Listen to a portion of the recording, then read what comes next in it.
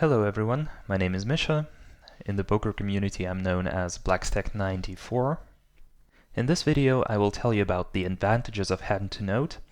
I'll tell you which pack I'm using for the game. We will thoroughly look through it, and in the end I will tell you about my impressions from using it.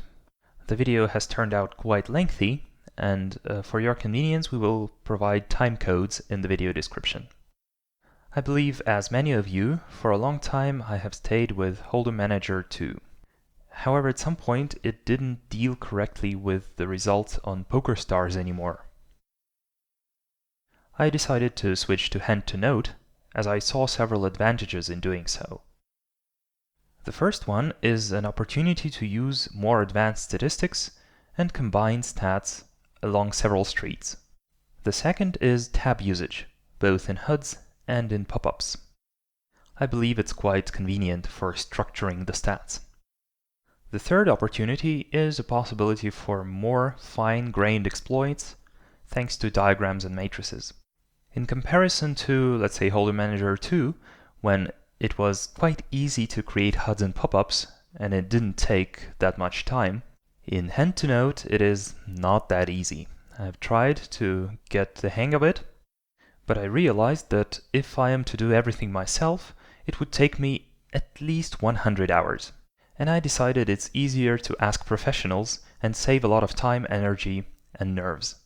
I have immediately stumbled across the Poker Pop-Up Statistics Workshop, as it is one of the largest sites providing HUD creation services. My first idea was to exactly copy my HUDs and pop-ups from Hold'em Manager 2 to hand-to-note. By the way, the fellows also provide this kind of service. But I really wanted to start playing with more advanced stats. That's why I started to dig into the website really thoroughly and I analyzed a lot of pop-ups. However, every package seemed to lack something.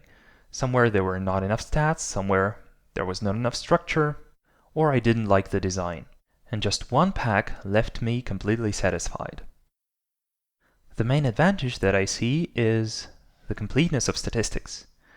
There are stats from the very basic ones to the most complex ones. And the second advantage is an absolutely clear structure. What the hell are you? We are Venom. As you might have guessed, the pack is called Venom, so let us analyze it. Let's put in Venom in the search box. I have already done that. And as you can see, there are 3 packages for different game formats. There is a package for cash, there is a package for MTT, and there is even an option for Chinese poker rooms with straddle. So the structure is very neat. I'm a cash player, that's why I will primarily talk about the cash. Let's go to that page and scroll down a little. We will see that there are 6 HUDs and 19 pop-ups, with over 5,000 stats. We will scroll down a little more and find the description of all the HUDs and pop-ups. Now we will look into all of this in great detail. First, I would like to tell you about the logic of how those stats are structured. The structure is super important here, because actually you could have put all of the stats in one HUD, but it will be super useless. And I consider Venom to be a very structured package. I see this convenient structure as the greatest advantage of the Venom package. We will start by looking at the HUDs. There are 6 HUDs in the package, one of them is positional, and the other 5 are static. Let's start with the positional HUD. Let's go to Venom Positional and see the detailed description of the HUD. For those of you who are not aware of what a positional HUD is, there are 2 factors that influence how the HUD is displayed. The first factor is your position with regard to where your opponent is. And here we have 2 options. The opponent is either before us or after us. The other factor is the number of hands, the sample size that we have on our opponent. As we can see, the more sample we have on the opponent, the more statistics we can afford to use against him. Let's imagine that we sit somewhere here in between, and there's an opponent after us, there is an opponent before us. This HUD is combined of two blocks. The first block is rather about pre-flop, and the second one is about post-flop. Let us go through them. As usual, we can start with the pre-flop, and let's see what we should understand before we just sit and analyze the HUD. We should know that there are only two main scenarios on the pre-flop. The opponent can be open raising, and the opponent can be defending. The opponents who sit before us, they might open raise. The opponents after us might defend. If the opponent is before us, and he open raises, the only thing we should know is how he open raises and how he reacts to our 3 bets, if we show aggression against him. That is all available in the HUD. We see the opponent's raise first in, or isolation, and 3 possible scenarios for defending against the 3 bet. He either folds, or calls, or 4 bets. There is nothing else that interests us here. Of course, isolation is for a scenario when we have few hands on him. When the sample gets bigger, the isolation stat goes away, and we just see raise first in from a specific position. The same goes for defense. Initially, we see the total stats, and with a bigger sample we have a more detailed approach. What else should I mention? Stats like call 3-bet or 4-bet are shown in ranges, not in frequencies. However, fold to 3-bet is measured in frequencies. Of course, for the fold to 3-bet stat, we are interested in the frequency, because we need this stat to start exploiting the opponent by making 3-bet bluffs against him, or semi-bluffs.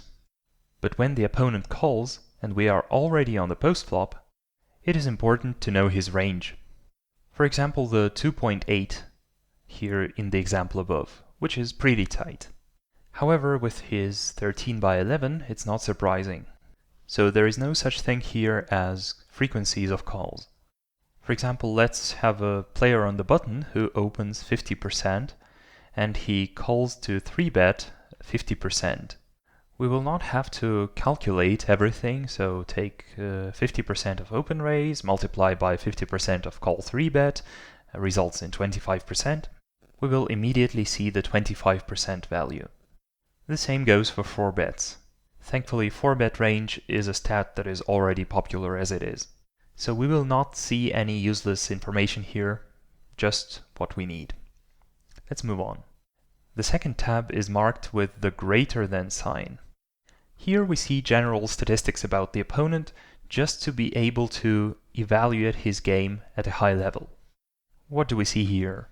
Aggression frequencies, the famous showdown trinity, went to showdown, 1 went soft flop, 1 at showdown, and we can generally see how the opponent behaves by looking at the total stats and at versus hero stats. Here we can only see 2 situations, attack and defense. The defense is displayed on top, because here the defending side 3 bets and protects against the 4-bet. Or in this case, in this HUD, fold to 4-bet. A bit below here is the attacking side that open raises and faces a 3-bet. How they fold to a 3-bet and how they 4-bet. Here we can already see the statistics of the opponents from 2 various scenarios, which is also quite useful. The next tab, called L, is about limps. Limping is a characteristic of a hobby player, so there is a separate tab for that. Here we can immediately see the comparison between general limps and limps based on the current position, where the limper is.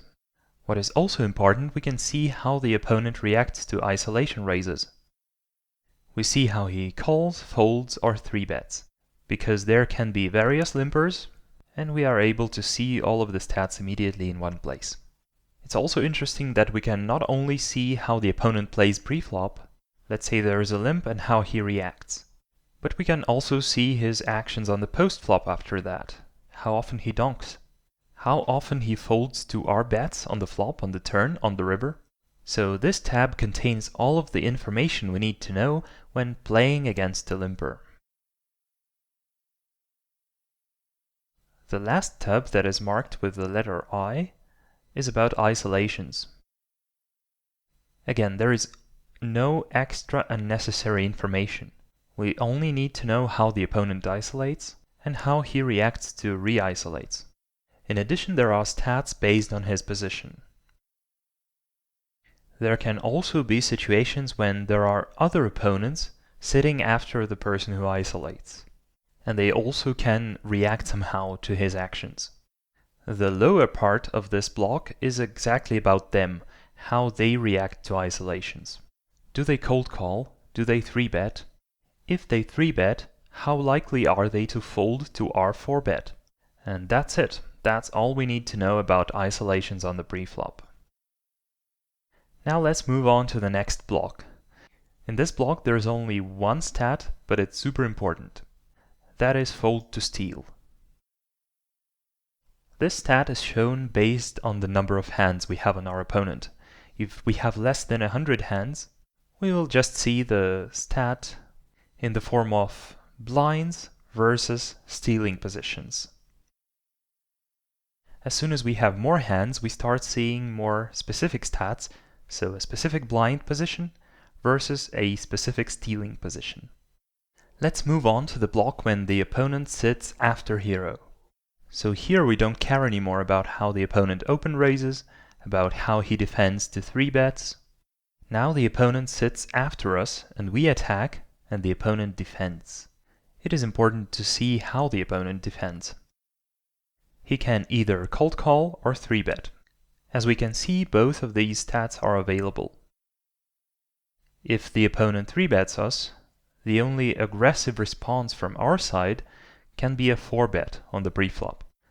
That's why we have the fold to 4-bet stat here, and that's a frequency stat. Again, if the opponent sits after us, he can also squeeze. Another opponent calls and he squeezes. And there's nothing more we need in this block. Now if we take a closer look, the more information we have on our opponent, the more detailed stats, including not just the total stats, but also position versus position. Everything's super simple and there is nothing we don't need. And we have already talked about all of the tabs here. Now let's move on to the post-flop block.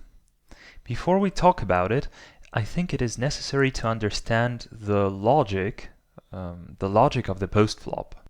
Post-flop is basically split into two large scenarios, pre-flop raiser and pre-flop caller.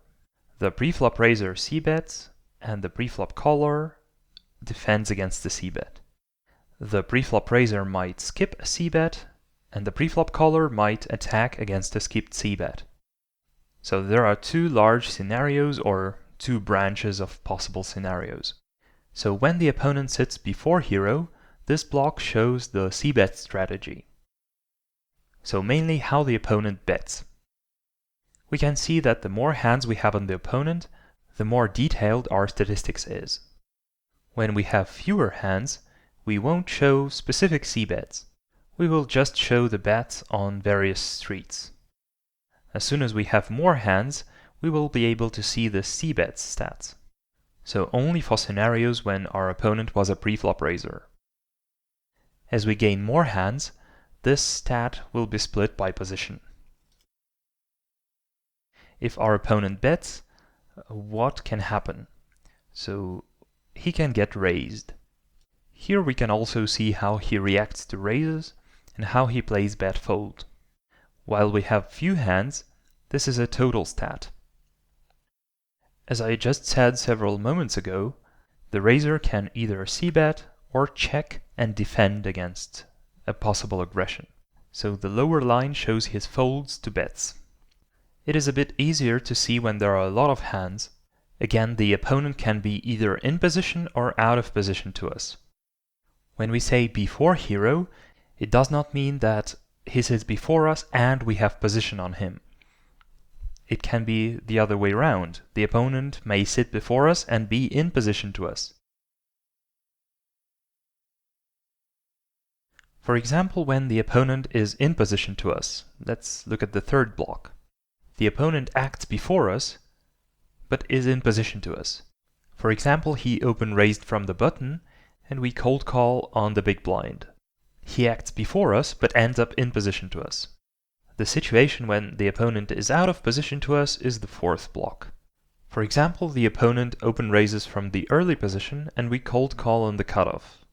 Now we are on the post flop, the opponent has initiative, and starts barreling against us. Again, the top line shows he is barreling on various streets, and then how he reacts to raises. That is, to check raises when he's in position and to just simple raises when he's out of position.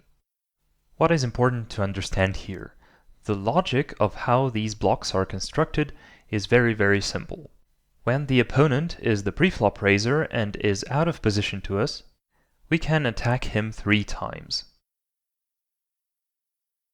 For example, he didn't bet on the flop, and we bet to his check in position. That is a so-called float bet, and there are 3 of them possible. All of them are displayed in the out of position block, this very last line down here. The opponent skips c-bet on the flop and plays check fold. Same goes for the turn, check fold, and river, check fold. But when our opponent is in position, we can only bet twice against him on the next street. Let's say our opponent skips a c-bet on the flop, and we are on the turn and betting against him. That is a so-called probe bet. This means we can attack twice. And these stats are shown in the third block on the lower line. So when our opponent is out of position, we have 3 possibilities to attack, with 3 float bets. And when we are out of position, we can only attack 2 times, with probe bets. But also, when we are out of position, we have a possibility to donk. That's why we also have the fold versus donk stat, which is the last blue stat right here. This is generally all we need to know about this block. It is pretty simple. There are only 2 scenarios. Our opponent may bet or might check. If the opponent checks, how often he gives up to our bets against his check, be it on this street or on the next street. Let's scroll down a little, and we can see that when we have a lot of hands, the HUD becomes more detailed. What do we see here? So the structure has stayed the same in general. The stats are again split by in position and out of position. We still have the barreling stats.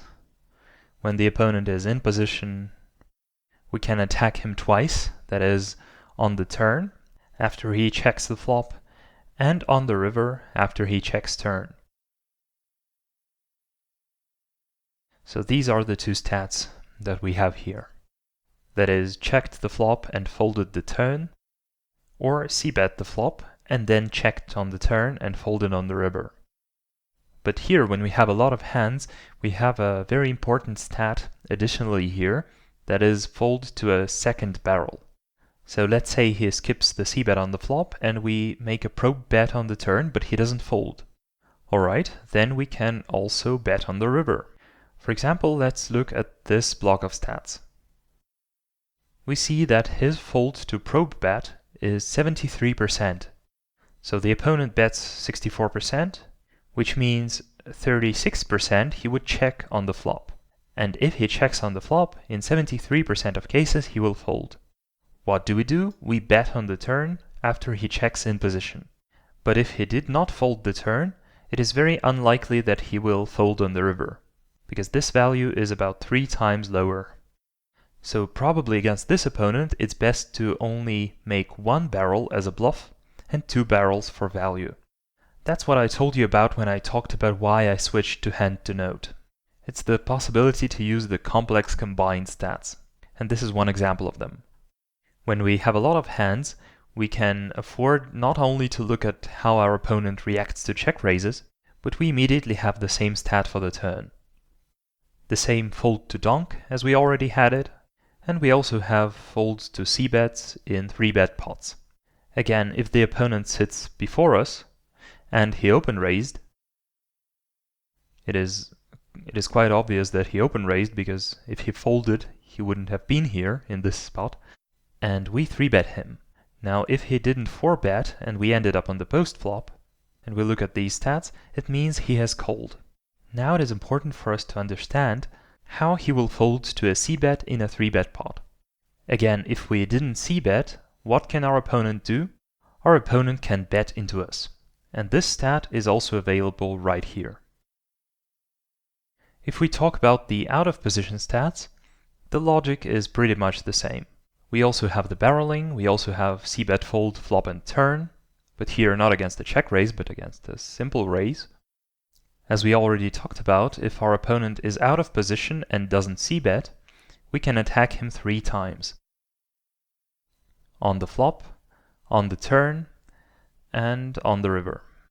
Now if our opponent check calls on the flop, how often he will fold to our next barrel. So it's not that we are in position and just bet once to his skipped c-bet. We are ready to bet again, if need be. Now when we really have a lot of hands, the HUD starts showing post-flop stats based on specific positions.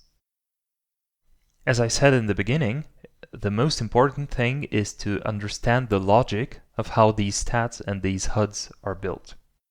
This structural logic will help us understand everything in a pretty simple way. For example, we have looked at our opponent's c-bet strategies, what it is comprised of, c-bets and checks. Therefore, if an opponent sits after us, he will most likely defend.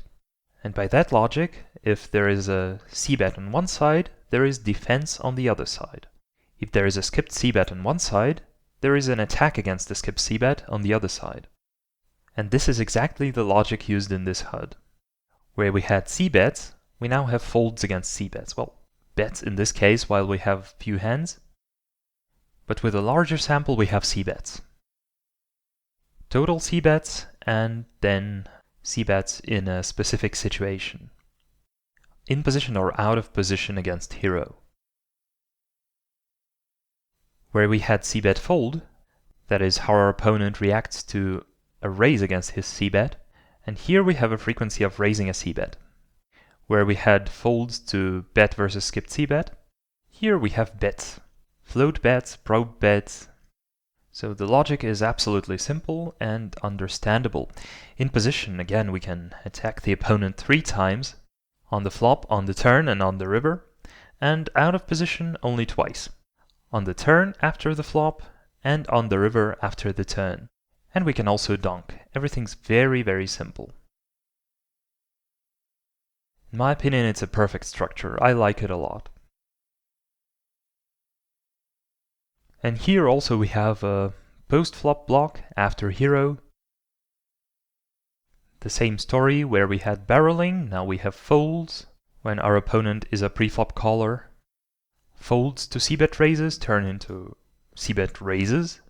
Because we are now the defending side, we are the pre-flop caller. If our opponent is in position, he can attack 3 times, 1, 2, 3. With a larger sample we have more complex stats, combined stats. Not just bet the flop, but also bet the turn after that. Imagine a situation when we open raise from the middle position, and our opponent cold calls on the button. In this example we are the pre-flop raiser, out of position. We checked and our opponent bet into us.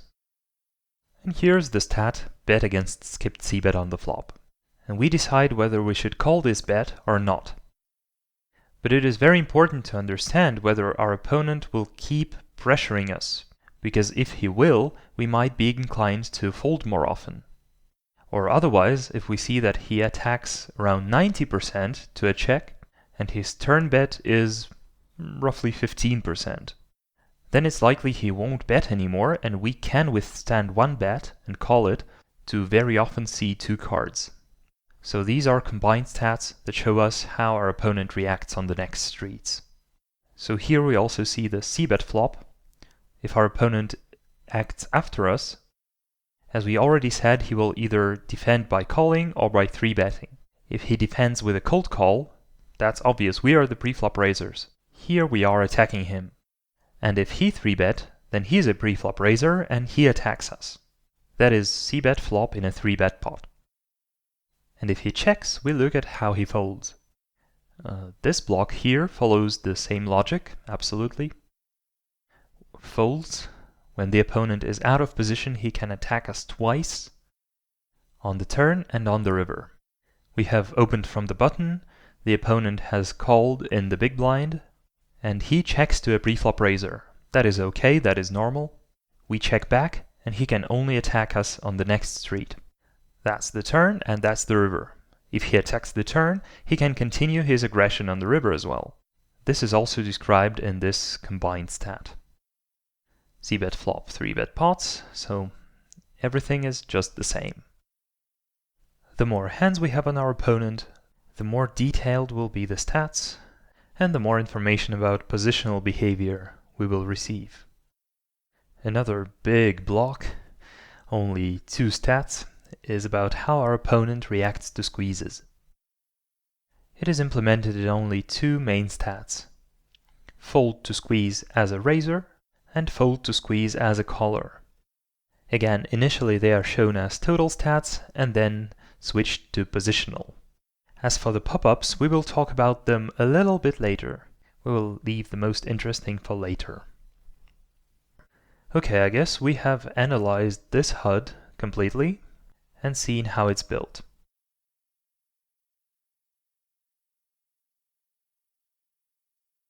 And I didn't just explain to you where each of the stats are, I have also showed you how logical it is throughout.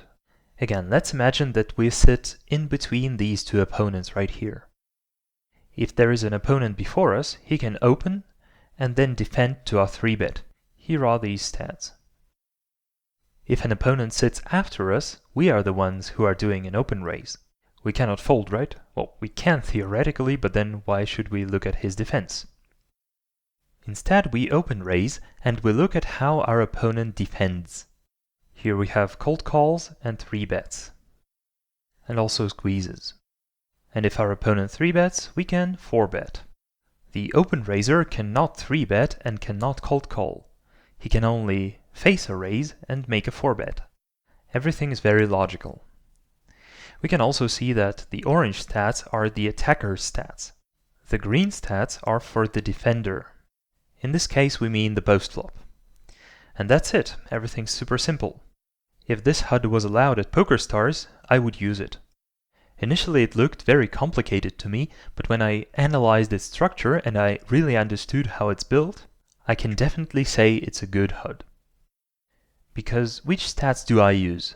I use c-bets, they are available. Reactions to c-bet raises, also available. How the opponent gives up to checks, also here. And how the opponent folds to c-bets, it's also available, as well as how our opponent bets. And my HUD has all of these 4 scenarios available. I guess it's 5 now. C-bets, folds to c-bet raises, folds after checks, that's for the preflop raiser, and for the preflop caller, how he folds to c-bets and how he bets himself. I've been using these 5 scenarios for 3 years now, and they are all here, which is great. So I guess we dealt with this HUD and its logic. Let's move on to the next one. I can immediately say that the next HUDs will be quicker because we already figured out the structure. The first HUD is a static HUD that we are allowed to use at PokerStars. That's how it looks like. This HUD also has 2 blocks. However, it's not exactly like the positional HUD that we looked at. It doesn't have the preflop and postflop blocks. Here the top HUD is both preflop and postflop together, and the second block, the lower one, is the so-called main block, which we will look through.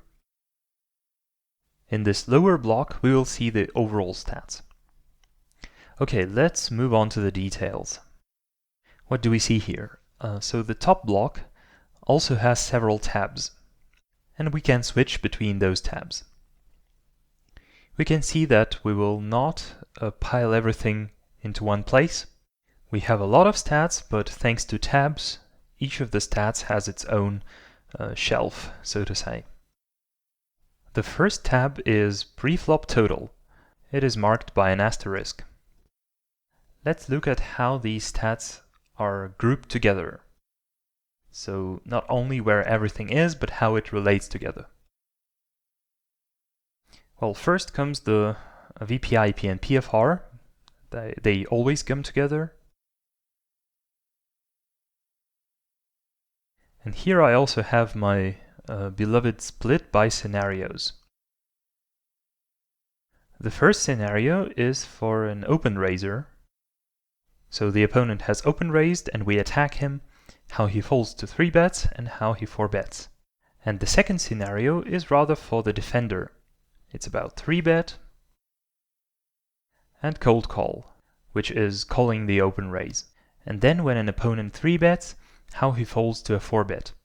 Right, so we also have 2 scenarios here. Down here I can look at open raises by position, which wasn't there at the positional HUD because it's positional anyway. There is an open raise stat already exactly for the position we need. Here unfortunately we have to see all of the positions, including the ones we don't need. And here we have separate stats for the squeeze and fold versus squeeze. How would I do that? I would probably place VPIP and PFR in the middle. I would keep the squeeze on the right side because squeezing is a defense move, like 3 bets and squeezes. And then I would take fold to squeeze and move it to the left side, because that's the attacker's move. A raiser can either face a 3 bet when he was the single raiser, or there can be a squeeze if there has already been one call after him. But that's all details. You can move these stats if you want to. Otherwise everything's neat and I like it. Okay, let's move to the second tab. That's also an asterisk, and we have 4 further sub-tabs. The first one with the $sign is about showdown and aggression. There is nothing to comment, everything's super easy. A showdown triplet and aggression. Both aggression frequency and aggression factor. The second sub-tabs displays situations versus steal. Again, it's very important for me because I like everything structured, and to a certain extent I can call myself a perfectionist. So I would say that this package is a perfectionist's dream, if you want to call it this way. Everything's pretty much ideal and has its own place. Specifically, when we say that we are defending against a steal, it can be implemented in one of 3 scenarios. Small blind versus button, big blind versus button, and big blind versus small blind. The small blind defends against 1 position and the big blind against 2 positions. And we see these 3 options here. Big blind versus small blind versus button and SB versus button. And below here you see a legend so that everything's clear. Folds, calls, 3 bets. In this case, it would be a re-steal. Therefore, if our opponent 3 bets, he may face a 4 bet. And here we can see how he folds to a 4 bet, which would be a re-steal. Here we also have a separate situation, a squeeze on the big blind versus button. That's when the button open raises, the small blind cold calls, and the big blind can squeeze. Again, it's a very small and compact block about playing versus steals. And I guess there is nothing more to add. Of course, it could be possible to add many more things here. For example, when an opponent faces a 4 bet, to show not only how he folds, but also how he 5 bet pushes. Well, then we could stick everything in a HUD, and we will never need a pop-up, right? That's not the way to go. So that has been the second tab. And now let's move to the third one, which is about steals. And here we also have 3 situations: the cutoff steals, the button steals, and the small blind steals. We have all of these 3 positions, and we can also see reactions to re-steals, folds, calls, and 4 bets. And again, the folds to 3 bets are also displayed in frequencies. while calls and 4-bets are displayed in ranges. Because when the opponent calls our 3-bet, let's say we are in the big blind, the button open raises, we 3-bet and he calls. Do we then care about his frequency? No, we care about his range, which is his open raise multiplied by his defense. I also like it a lot that we have a separate cutoff versus button situation. After the cutoff open raises, he can be 3-bet by small blind or big blind and then cutoff is in position, or if he gets a 3-bet from the button, then the cutoff is out of position. And that is a different situation. So here we see those cutoff in position and cutoff out of position. The last tab is the Limp tab. Here we see the general limp and, what's more important, reactions to isolation. Fold, call, 3-bet, these are general stats. Open limp, second line, is when a person limps first in. Limps from the small blind is a separate group of situations. These are rather complete. Isolations, isolate, fold, and there is a separate blind versus blind situation. In this block, as well as in other blocks, what I like a lot is when there is a certain action, be it open raise, 3-bet, limp, isolate, already 4 actions. Next to it we see the player's reaction to a possible aggressive response. So it's not only the open raise, but also how he reacts to a 3-bet. Does he fold? Not only limp, but how he folds to an isolation raise. Not only 3-bet, but how he folds to 4-bets. That's very useful and I'm happy that it's all available. What is also important is to look ahead. So when our opponent limps, and we think whether we should isolate him or not, it is very important to understand how he will play on the post-flop. It is one thing if our opponent limp calls and folds 20% on the flop. It is another thing when he also limp calls, but folds 70% of cases. I think it's already obvious that if an opponent folds a lot on the flop, we can isolate him much more often, and also c-bet more often, and steal his pots more often. This stat is also here. We can think about the possible situation in advance and think through our isolation strategy. Alright, so these were the 2 asterisks in the main HUD, and generally everything's in its place. The first 2 tabs are rather about the pre-flop, and the next is about post-flop. So the R tab is for the raiser. Here we see the 2 main sections. The first 4 columns and the next 4 columns. They only differ in such a way that the first 4 columns is for a situation when we are in position. And the second 4 columns are when we are out of position. For a situation of a raiser, we can expect barreling and defending after checks. The barreling is there in red in all 4 cases. Skip, c-bet and fold is also here. If we're talking about out of position, it's an immediate check fold. If we're talking about in position, that's a fold on the next street.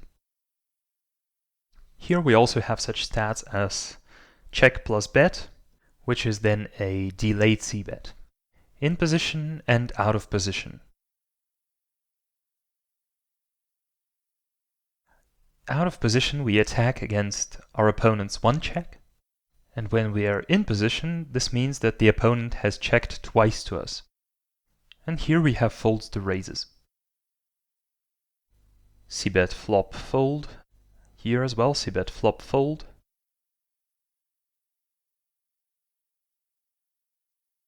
I can see that all of the 3 scenarios are available here. C-bets, defense against raises, and actions after skipped c-bets. Now let's move on to the preflop caller, that's the 4th tab.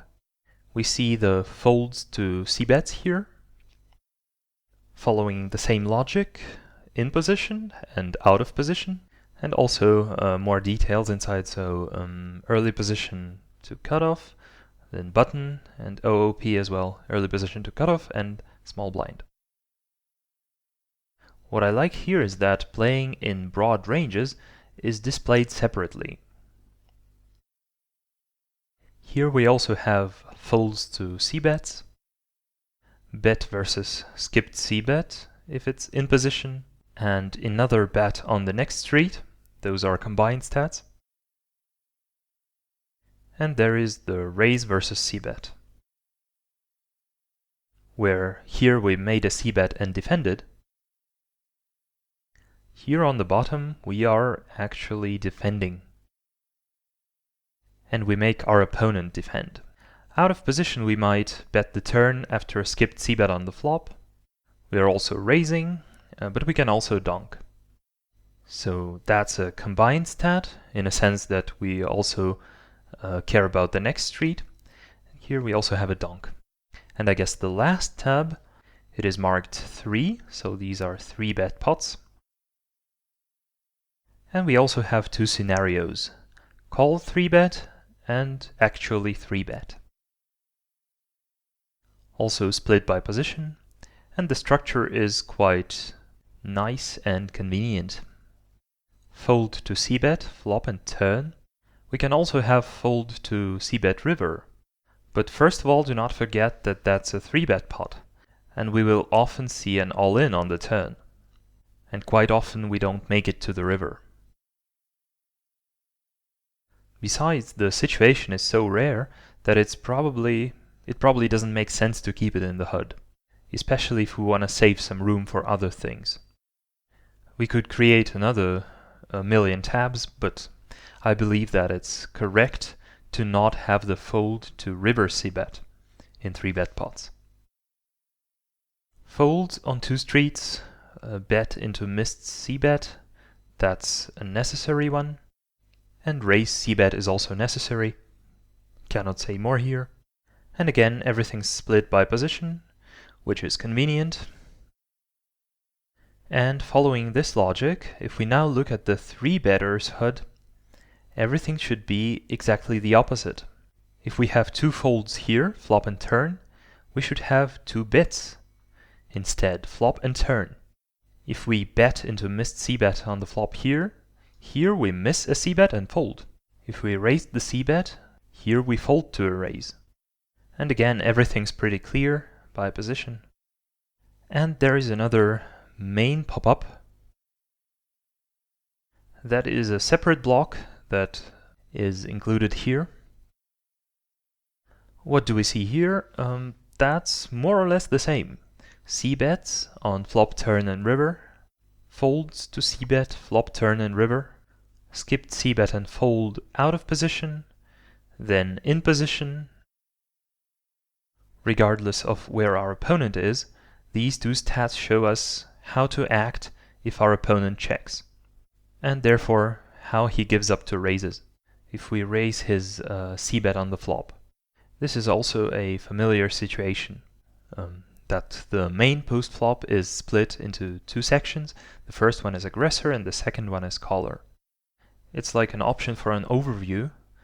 If you want to look at something and you don't want to go deep into huge pop-ups, you can just double-click and have an overview of how the opponent generally plays.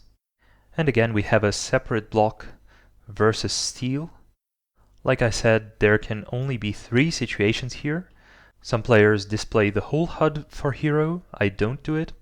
I just display VP, PFR, fold to 3-bet and 3-bet. If you want to, you can track these numbers. Every stat has a pop-up associated with it, and we will talk about the pop-ups just a little bit later. Again, I like this structure a lot, and I guess all of the stats that I have are available here. The only difference is that they are clustered in tabs, which is very convenient. The other versions of HUD are more lightweight, because there are different players. Some of them like the stats so much that they want to add as much as possible until there is no room on the table. Others like simpler HUDs. I'm sure that here everybody will find a HUD to their own liking. So let's look at the second HUD. That one is much simpler. Look. So if you want something simpler, you are very welcome. It's just a small number of stats, but it's built in a very interesting way. Let's have a look. The main HUD, again, vpip, pfr. My favorite split by 2 scenarios. Fold to 3-bet and 4-bet range for the open raiser. 3-bet and fold to 4-bet for the defending party. C-bet flop, C-bet turn, again for the preflop raiser, for the aggressor. Fold to C-bet flop, fold to C-bet turn for the preflop caller. So yeah, these stats at the main HUD are again split, halved. They're with a straight line in between into stats for preflop raiser on one side and preflop caller on the other side, which is great. I guess the block vsSteal is already familiar to us. We have also seen the hero HUD. But here's what I noticed. It's a very interesting decision. We have 2 tabs here. Main, so this one looks empty here, and the pop-ups tab, because there are more pop-ups than stats with this HUD. Look, if we click on the pop-up tab, if we click the P letter, we will see this window. That is just a number of stats. And here every one of these stats has its own pop-up. Right, so here are all the pop-ups. Don't worry, we'll definitely have a look at them. We have plenty of time. So that's a very simple HUD for the ones who need VPI, PPFR, 3 bets, folds to 3 bets, 2 C-bets and 2 folds to C-bets. That's it. All of the rest, the win to showdown, the aggression, can be seen at the pop-ups. So I guess that's the minimalist version of the HUD, if you like that sort of thing. Now let's move on to the third HUD. It's also quite simple. The first one was the most complicated. Now it's only getting easier. It also has 2 blocks. Everything looks super familiar by now, right? Looks like we don't even need to consult the legend anymore. We already know where the stats are. Yeah, have a look. I have already talked about this structure. Just to remind you, this is the first static HUD and the first tab. So here we have the preflop. I have also already talked about the postflop. We know about the situation vsSteal. And generally this HUD is a simplified version of the first one. If we compare the two, we will be able to see that they are virtually the same. Also pop-up bindings here. Now the fourth version is something different. Let's have a look. Here we have 4 panels. Let's examine them and see how they are put together. What do we see here? We have 3 panels: preflop, postflop, and a separate panel steals and vsSteals. It becomes quite easy to just have a look at the HUD, even if you haven't seen it before, and understand the logic of how it was created. VPI, PPFR are here as usual, but I would actually swap something here. We see the 3-bet in position and out of position, and there should be a fold to 4 bets next to it. That's quite logical. How he 3 bets and how he folds to 4 bets. Squeezes, and here 4 bets and fold to 4 bet. In general, the structure is fine. I would just swap the green ones, and then it would become absolutely logical and structured. But that's probably me nagging too much about it. Perfectionist, what can you do? And all of our favorite showdown stats are at the right side here. Moving on to post-flop. What do we see here? C-bet flop, C-bet turn, fold to C-bet flop, fold to C-bet turn. Also in position, out of position, and in 3-bet pots. I like this structure a lot. I think it's very, very convenient when we have pairs flop, turn, flop, turn, flop, turn, depending on whether we're in position, out of position, or in a 3-bet pot. And down there we have folds to these... no, wait, I guess I have misled you. That's very wicked of me. So the first ones are in position and out of position. That's all fine, but for the 3-bet pots, I can also see the logic. We either c-bet or skip the c-bet. And here we either fold to a c-bet or bet versus a check. I guess I like this structure even more, because these stats play a greater role in 3-bet pots, and the turn stats become less important, because you need a much larger sample for these stats to be conclusive. So this structure is also understandable to me. That the 3-bet pots differ a little bit. Here I can see everything in one go, and it's pretty much ideal. Again, there are 3 stealing situations: cutoff, button, small blind,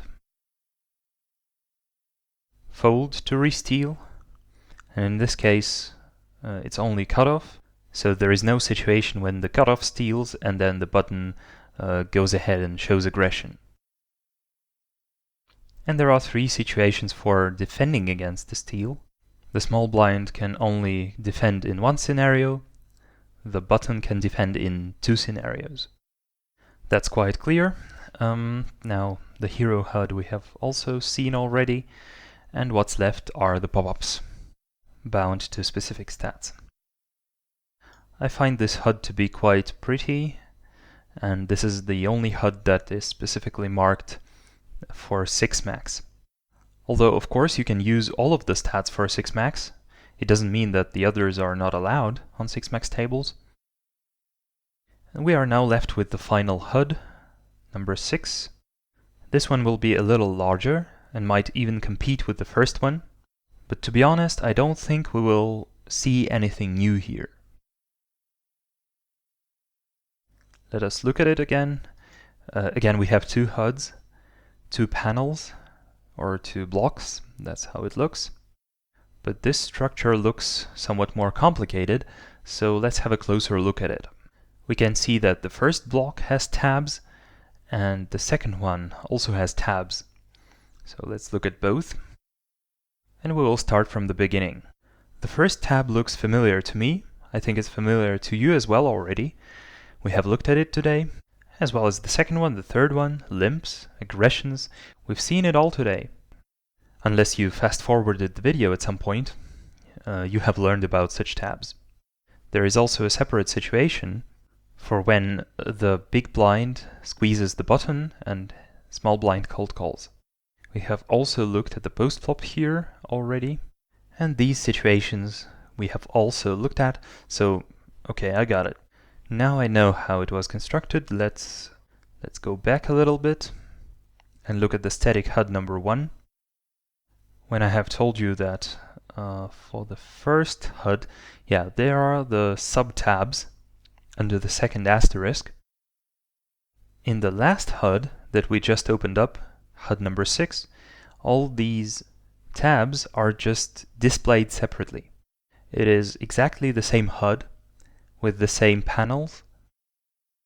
So here we see the same situation, right here. All of these pop-ups are absolutely the same. The only thing is that the first one has them more compressed, and in the 6th HUD they are in a different place.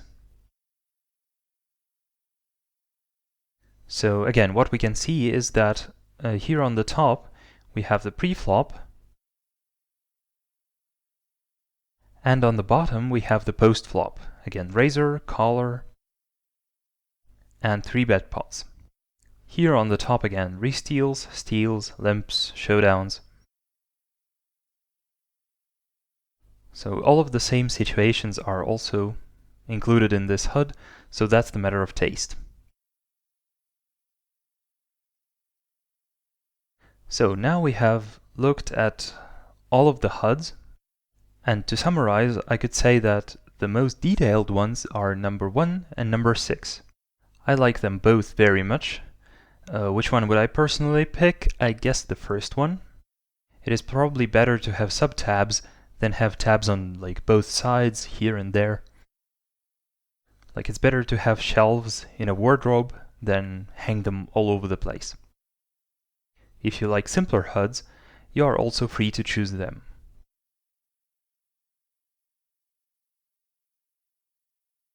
When I purchased this package, I didn't have the goal to necessarily use one of the HUDs.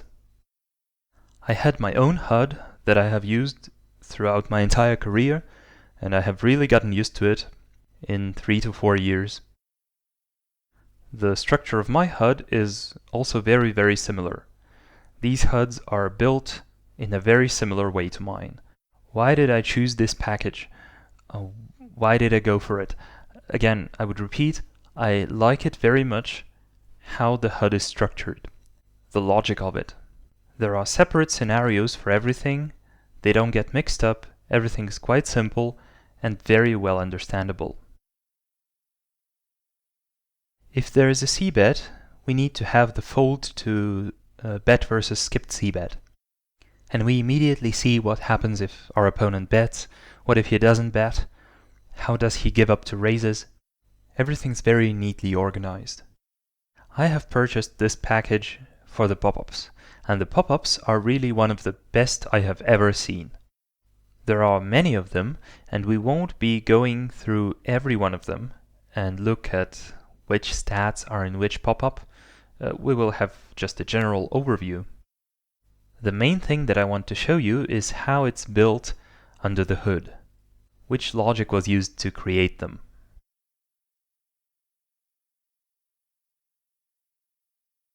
Let's just quickly have a look right at these small images. Of course, I will open up my hand to node and I'll show you how my pop-ups are organized, how I have reworked them a little. So we will go through it. Why am I showing them on the website and not in my hand to node? Is because I have reworked them a little. In a moment I will tell you about how I reworked them and what exactly I changed. If we go to the first pop-up, that's the total pop-up. Here we have two situations, c-bet and play versus c-bet. So there's a very clear distinction. We have c-bets, total single raised pots and 3-bet pots, as well as defending against c-bets, folds, calls, raises. Total single raised 3-bet pot. Everything's pretty clear. C-bet fold is a bet and then fold to a raise. Check fold is a skipped c-bet and a bet. That's all we need to know for the pre-flop raiser scenarios.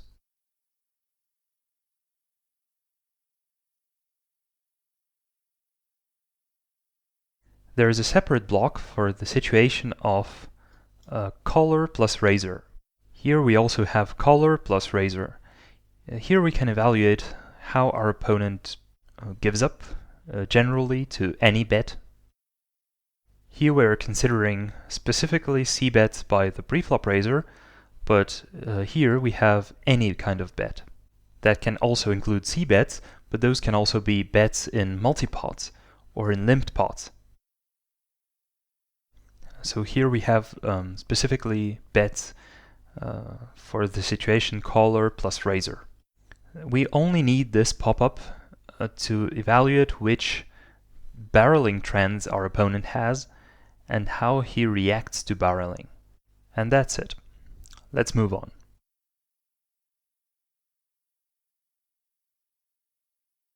So this is one of the most beautiful pop-ups I have ever seen. You might think, damn, there is so much to see here. What can you even pay attention to? There are so many numbers. For me, this pop-up is like a huge wardrobe with a lot of clothes. But all of these clothes are hanging and lying so well matched and so tidy that I'm happy to just look at it. Let's get rid of this complexity. On the top here we have the preflop stats, which are also separated into blocks or into sections. On the left we have VPIP, PFR, those are main stats. But here, for example, 3-bet and cold call, these are for the players who sit behind us. When we open raise, we'll look at how our opponent reacts by 3-betting, cold calling, and so on. So this section is for the defender who sits after us. This section is for the ones sitting before us. How they fold to 3-bet after the open raise, how they fold to squeeze, 4-bets in percentages, in ranges. These are the stats for those who sit to the right of us and who have already open raised. And here we also have a couple of rare situations like total limp, open limp, we even have open pushes. So what do we see in this block? Here we have generally two main situations. They are separated by a very thick gray strip. Raiser and caller, single raised pots, 3-bet pots. Again, I don't think we have to go through every single stat. These are all visible here, and I'm sure that you understand very well which situations they are needed in. Bets, check folds, check raises, c-bet folds, multi-pot against more than 2 people, c-bet folds here. So we have separate stats for multi-way pots. Same in position, check fold on the next street. It's logical that you can check fold 3 times out of position. In position you can only fold twice if somebody bets against our check. 3-bet pots, these are a bit more simple. I don't know if there's anything complicated or unclear.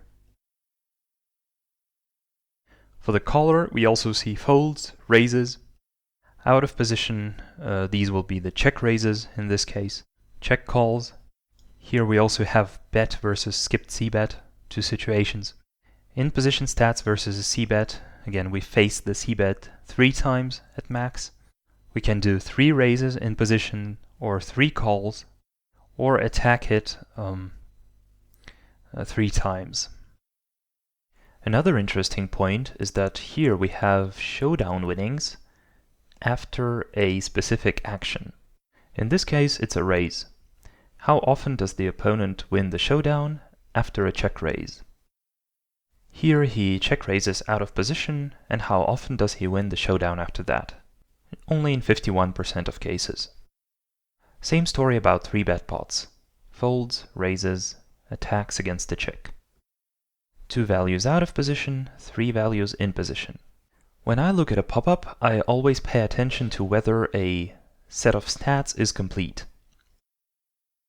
So logically, if an opponent has an opportunity to check fold twice, I mean check on one street and fold on the next street, this should mean that his opponent should have an opportunity to attack him 2 times as well. So this block, as raiser and as caller, for single raised pots is absolutely complete. There is nothing more to add here.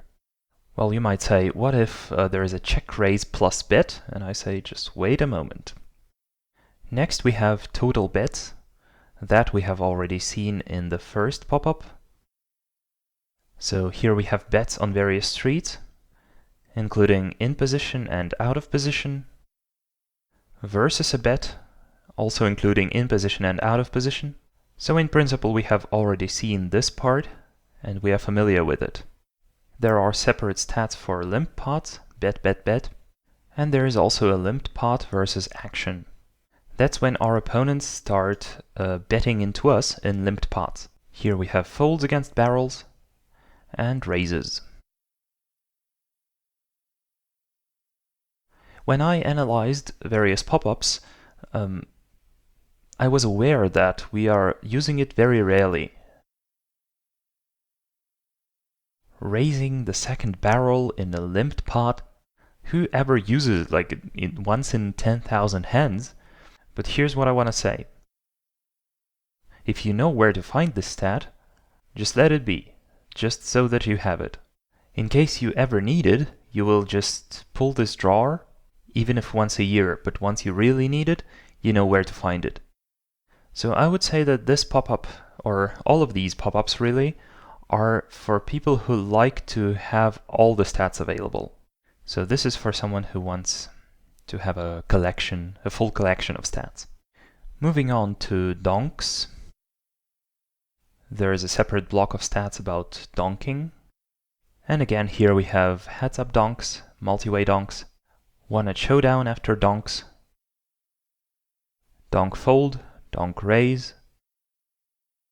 Again, I started just reading the stats aloud, but you can see that everything is available here.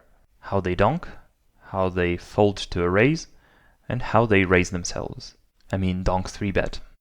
So there is a separate combined stat donk multi-way plus bet. When on the top we have donks, on the bottom we have protection against donks.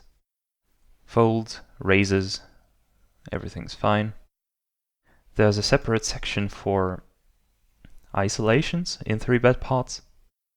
That's when our opponent limps and then gets isolated. And he receives another 3-bet on top. C-bets, folds to C-bets. Besides, such cases are quite often such pots. Like, you still won't have huge samples on these situations, but that information might prove very useful. And there's a separate block for river action. When our opponent bets on the river in any situation. Next, there is a third barrel on the river and donking on the river. And under these bets are calls against these bets. It might also be interesting how often our opponent wins at showdown after each one of these actions. So we looked at these stats, at these blocks, and taking into account that there is no detailed info about preflop, really little positional info. It's just a general pop-up. Still, I would say that this pop-up is probably one of the best I have ever seen. Yes, it has its drawbacks, in a sense that some of the stats are missing, but all of these drawbacks are easily compensated by other advantages, which we are going to look at right now. As raiser out of position. So moving on to these 4 blocks: raiser out of position, in position, caller out of position, and in position. The logic for each of them is absolutely the same. So if we look at just one of them, we will understand the logic of all the rest.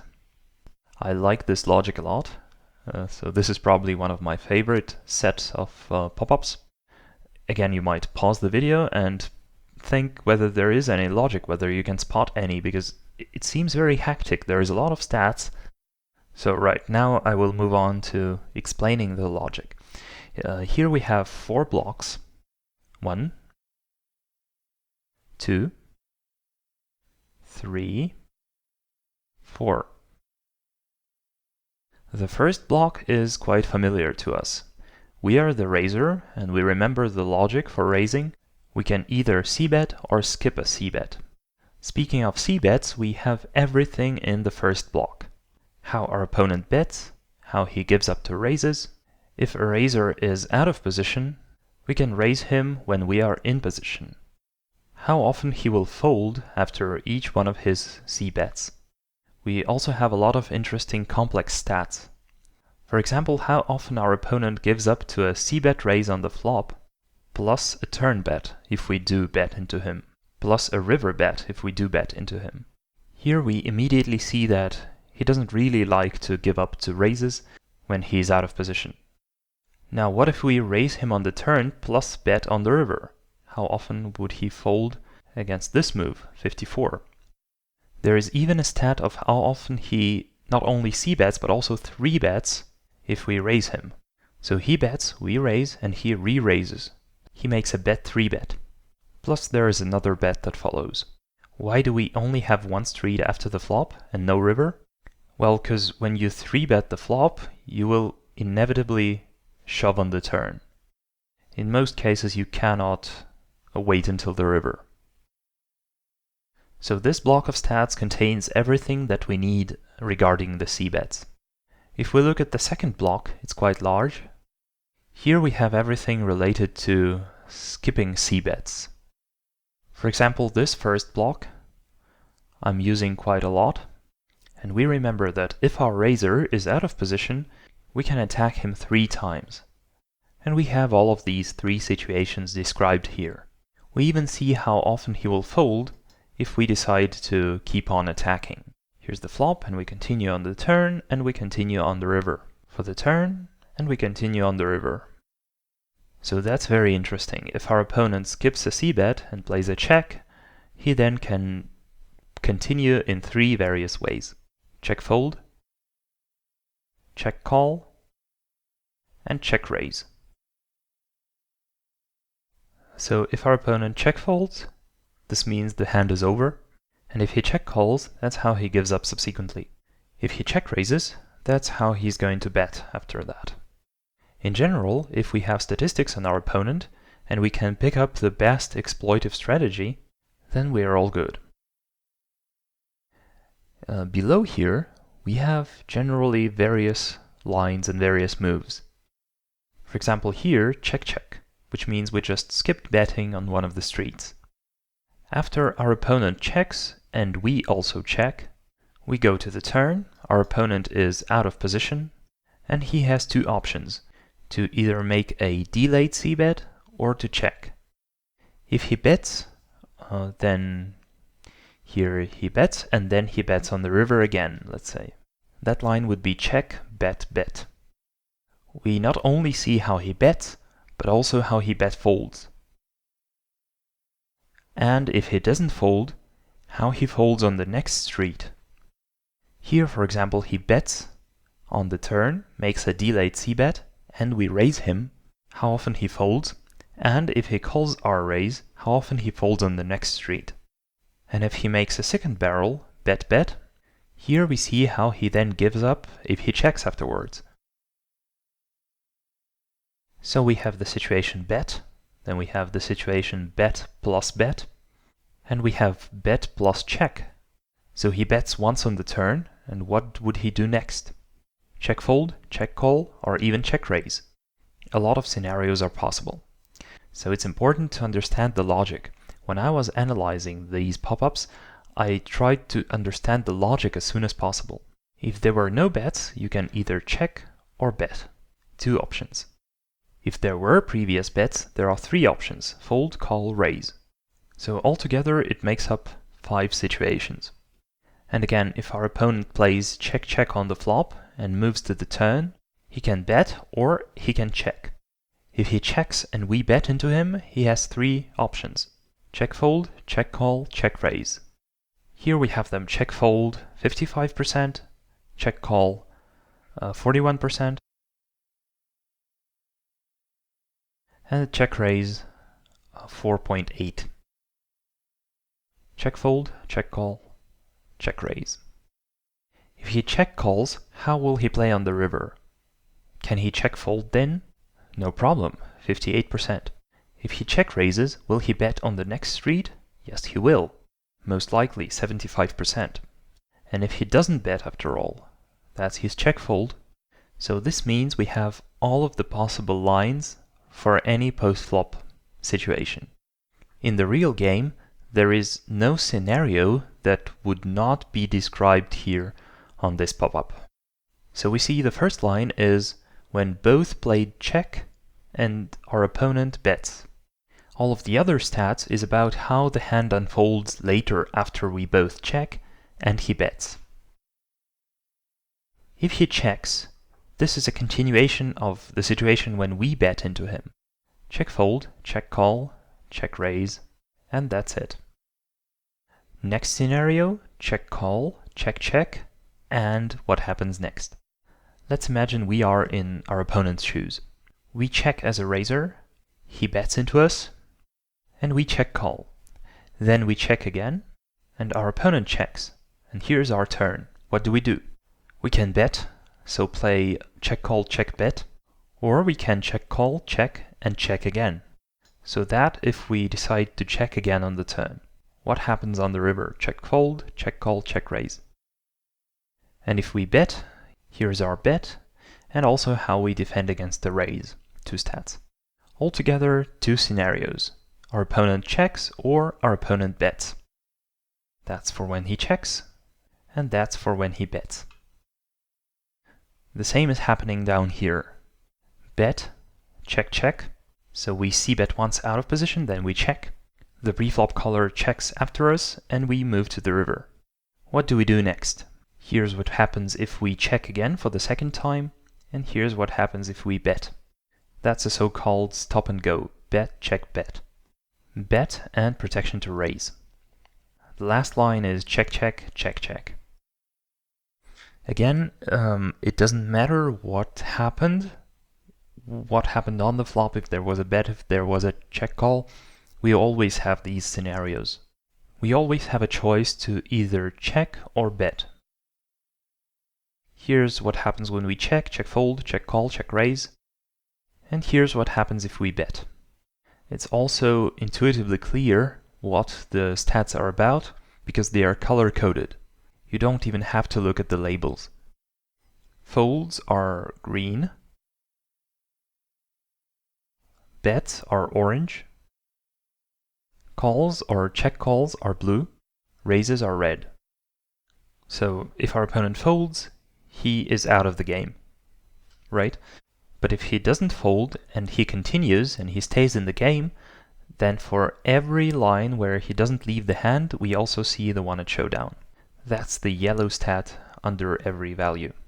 We see that if our opponent plays check check and then he bets and then he check calls, this means he only bet once on the turn.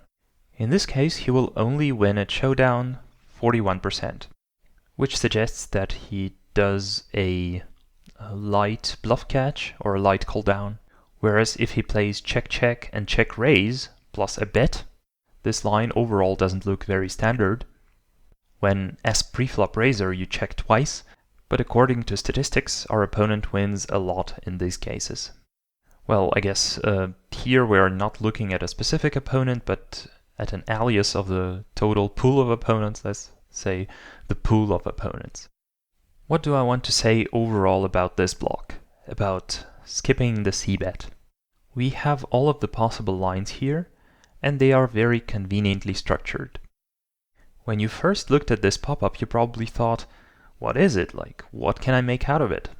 Now it should be more or less clear. Let's move on. That would be the third block. Everything is more or less simple here. That's how the stats depend on sizings. How often our opponent, let's say, c-bets with a certain sizing. Here we have bet plus bet plus bet. These are my favorite combined stats. So these are bets with the various sizings. Next comes bet fold against the first barrel, bet fold against the second barrel. So I would say that this block, or this sub-block, c-bet flop size, it is related to the stats here on the top left, to this stat. Next comes skip and versus bet.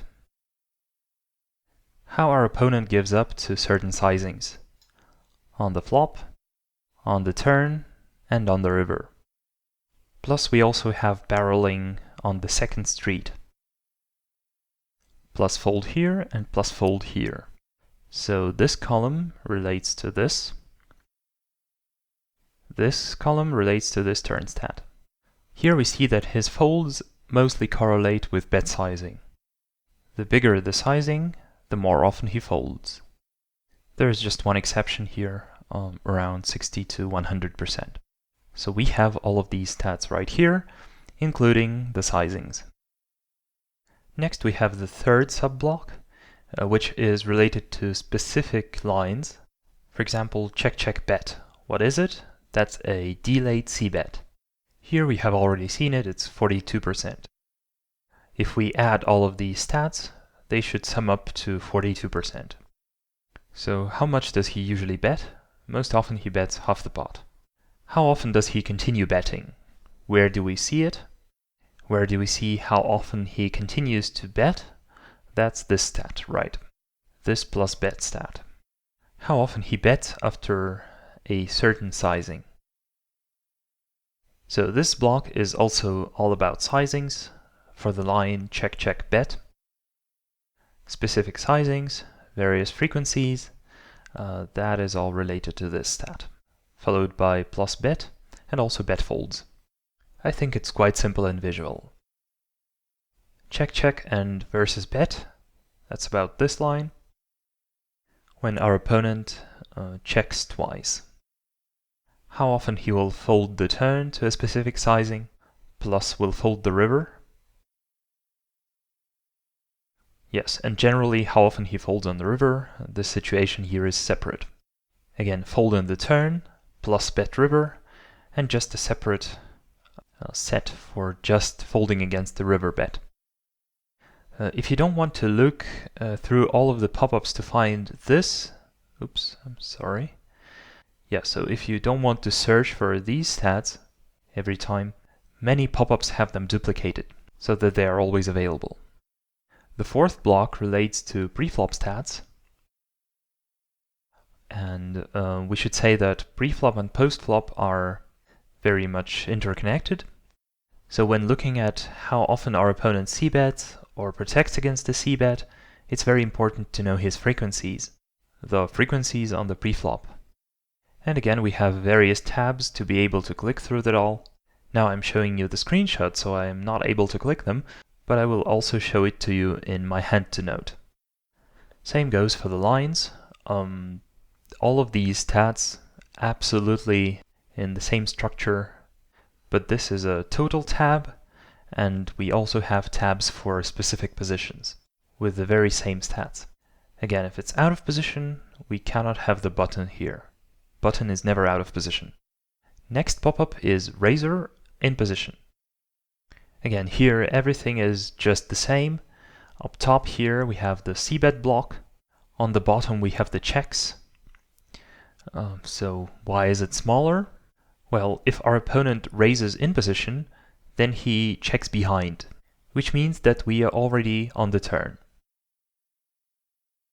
And here we cannot attack his checks on the same street, right?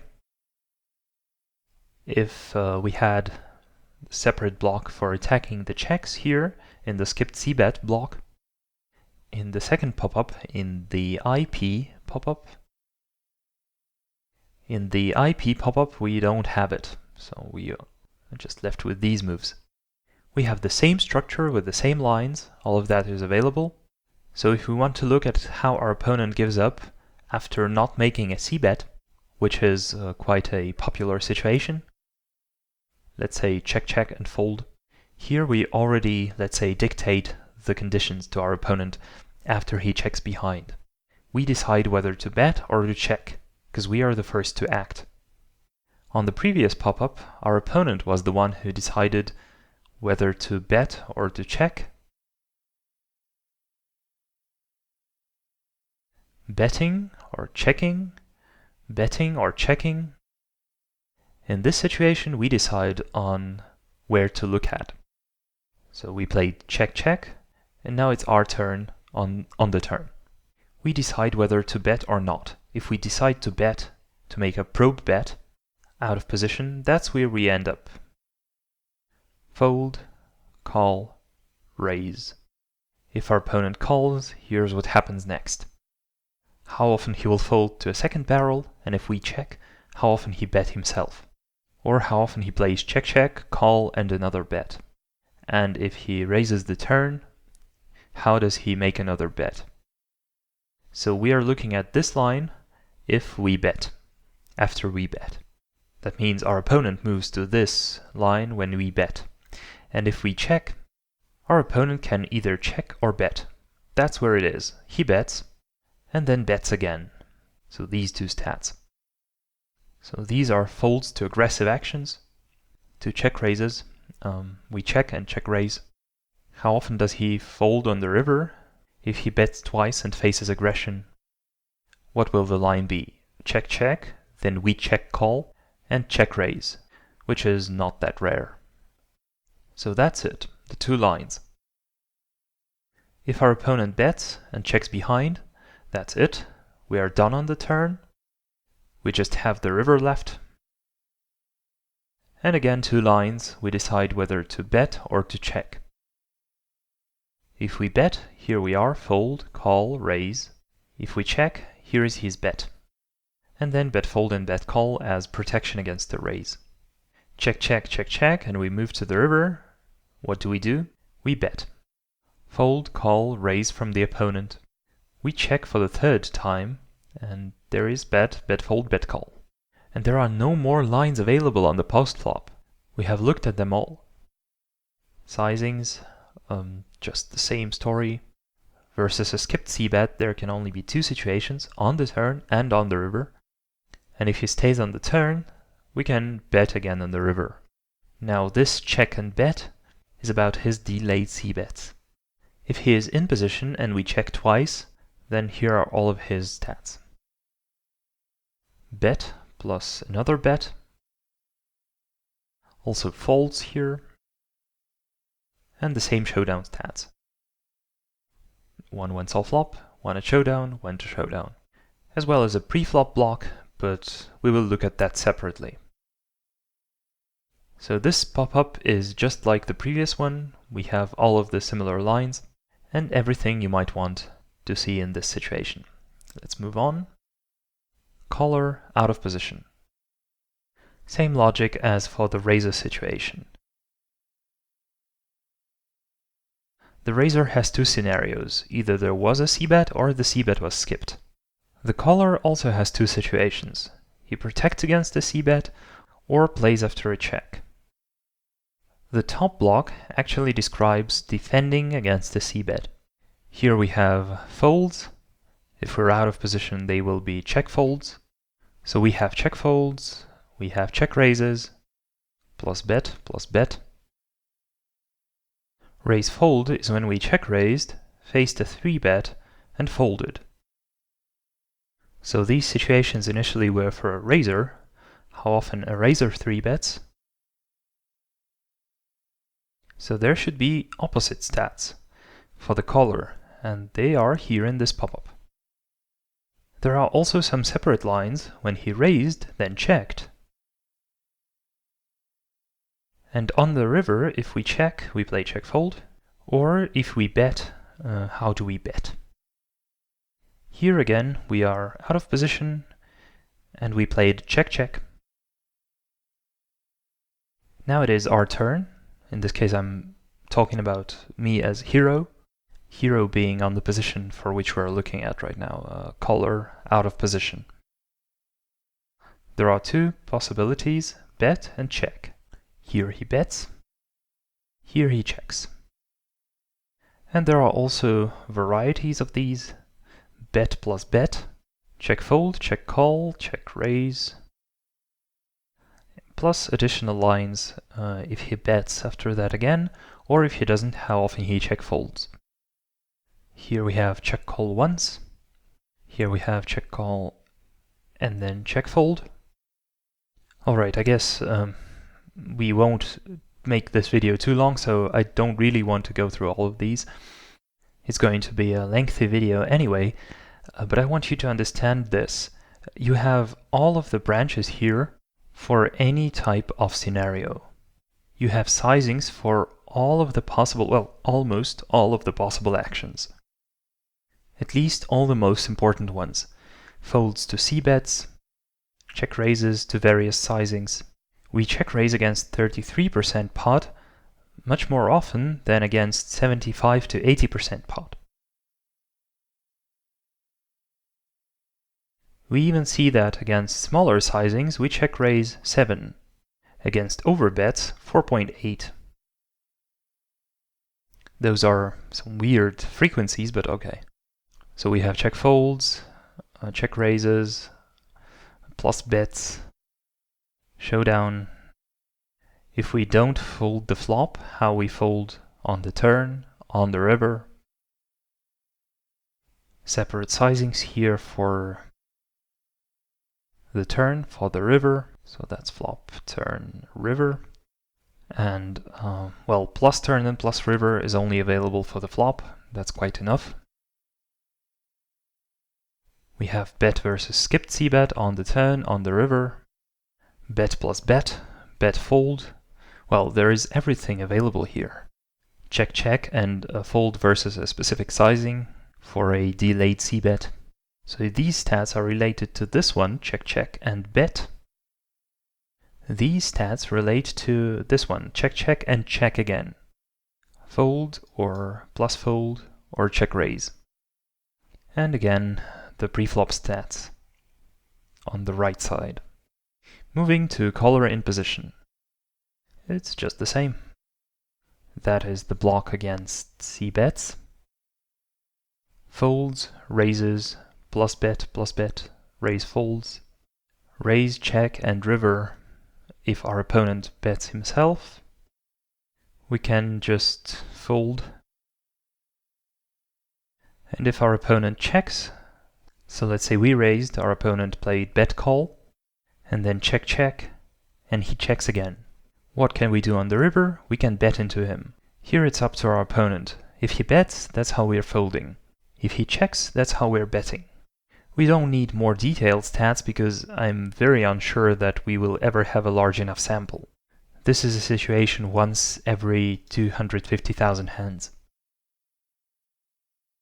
So if we remember, where is it, a raiser out of position, he can check and then we start attacking him. That's a separate, convenient block. And there should be an opposite block. Here it is. Bet versus skipped c-bet on the flop, on the turn, on the river. Bet folds if we get raised. How we continue attacking on the turn, on the river. After the bet on the turn, we only have the river left. Again, there is bet, check, and another action. We are in position, our opponent did not c-bet. He checks, we bet into him, and he plays check call. Then there is check check. Then if our opponent bets, that's how we fold. If he checks, that's how we bet. It is important to realize that a specific stat is only valid given a specific line from the opponent. Here again we see all the branches, check check and bet. Bet and another bet. Check check, and when our opponent decides to bet. Again, pay attention to color coding for easily seeing whether it's an aggressive action. Check check, and there is an aggressive action in orange, and there is always a green counterpart, what he will do when he gets raised. And if he gets a second barrel, here's another bet fold. Bet, bet, fold.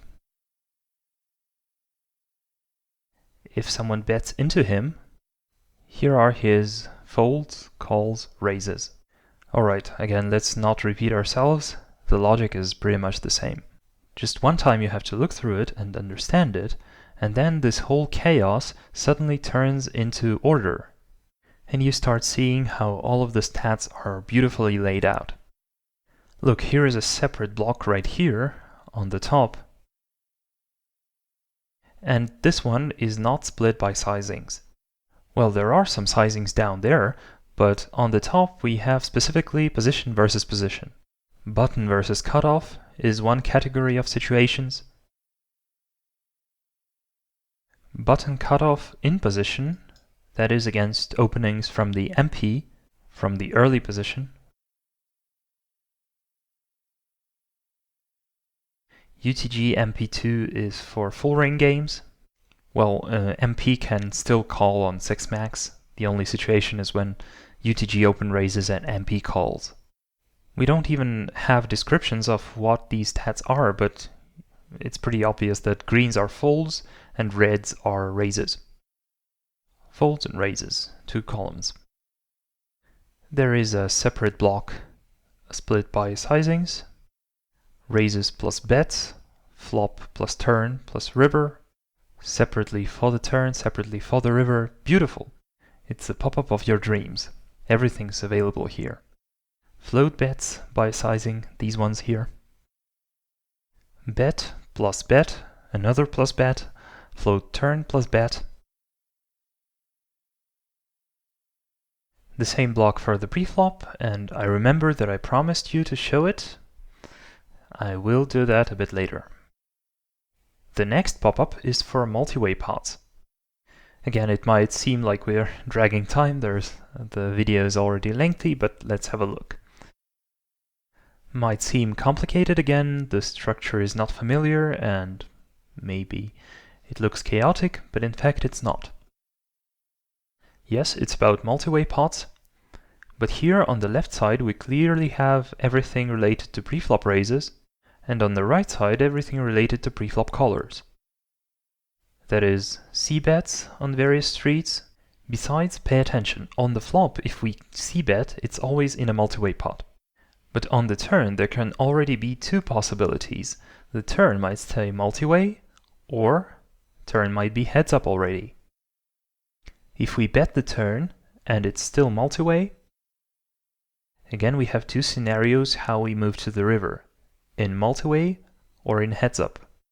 So even that is taken into account.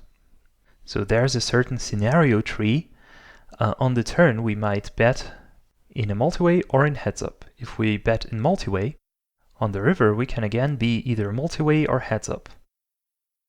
And if we were already heads up on the turn, nobody else can join us on the river. We will stay heads up. Here we also have delayed c-bets plus bet in various pots. Skipped and fold in position, we fold twice, or we can fold 3 times out of position. C-bet folds to raises in all of those various spots, and similar situations below here, but for heads-up pots. I have changed the structure a little bit to fit my needs, and I will show it to you somewhat later. Again, if we talk about the first block, preflop raiser, it is also separated in 2 parts. On the top we have c-bets, on the bottom we have skipped c-bets. Flop skipped c-bet and call out of position in multiway, and once we move to the turn we can either stay multiway or go heads up. These are the 2 situations, and if we stay multiway on the turn, we can stay multiway or go heads up on the river. Again, what's the matter with the check call here? Well, that's quite easy. There is a check fold here. So this block on the bottom is more or less a continuation of these stats. Now then, turn, skip, c-bet and call. We have 2 rivers, multiway and heads up. We skip the flop and call the probe bet on the turn. Here it is, multiway. In this case, again, the river can be either multiway or heads up. How often are, well then, hero folds in this case. And there are 2 lines, check, check, check, check, bet, if everybody checks or if we are the first to bet, and check, check, check, check, fold if somebody bets in front of us. And here this situation is mirrored. So if there is a c-bet, there is a fold, again multiway. Flop is always multiway by definition, that's why the first column is the same. And on the turn we have 2 situations, multiway and heads up. The turn heads up automatically translates to river heads up, and turn multiway might go to river multiway or river heads up. So that's perfect mirroring of these stats from the left side. And over here, down here, we have situations of skipped c-bets. Bet flop when the raiser skipped the c-bet. So the raiser was out of position. For example, the early position opened, we cold call on the button, and the big blind calls again. Then the big blind checks, the raiser on the early position checks, and we are to act. That is how we are going to bet in multiway. Again, moving to the turn, multiway heads up, and to the river, multiway heads up. The same can be said about the turn. Multiway turn versus skipped c-bet from a raiser. That's how we bet in multiway, and that's how we continue in heads up. Now out of position. Out of position when our opponent did not c-bet on the flop. When our opponent is in position in this case. And this hero makes a turn probe bet into the opponent. Say button opens, small blind call, big blind call, small blind check, we check on the big blind, and the button checks behind. And that's how often we're gonna bet on the turn in multiway, and then how we continue barreling depending on whether we stay multiway or go heads up. We see that almost in every situation the heads up is more aggressive than multiway, because in heads up we only have to kick out one opponent. 57, 48, 57, 51, 56, 47. That's all visually clear. And again, same situations here on the bottom, check, check, check, check. And then bet if nobody bets, and fold if somebody does bet. Again, this pop-up might have seemed difficult, but once we get a hang of it, it's easy enough. Moving to donks. Alright, also enough information for donks here. We have donks in single raised pots, plus bet again, combined stats or complex stats. Donk fold, plus folds on various streets. Donk call, donk raise. So that's if our opponent donks, and how often he folds to aggression. Donk folds, donk calls, donk raises, and how he continues on the next streets. There is even a multi-way pot donk. Here are single raise pots, here are 3-bet pots. There is also splitting by sizings. Flop, plus bet, turn down here, river. We even have isolate pots when an opponent limp calls, so when he's a hobby player, we isolate him and he calls. Then how often he will donk in these pots. Heads up, multi-way. How he folds to these sizings, and how often does he play this way from the small blind. This stat actually has to be green. I will have another look in my pop-ups, maybe just these screenshots are a bit outdated. Right, I guess maybe this screenshot is a bit older, but the structure is still the same, don't worry. Here the donks is the last one of this block, whereas here we have another pop-up, showdown and aggression. What is that about? That is actually a new pop-up which was developed after I purchased and started using this package. The package is continuously being developed and updated.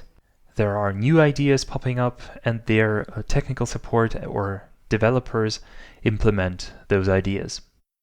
But we will also talk about that somewhat later. Okay, what do we see here? We see 3 blocks.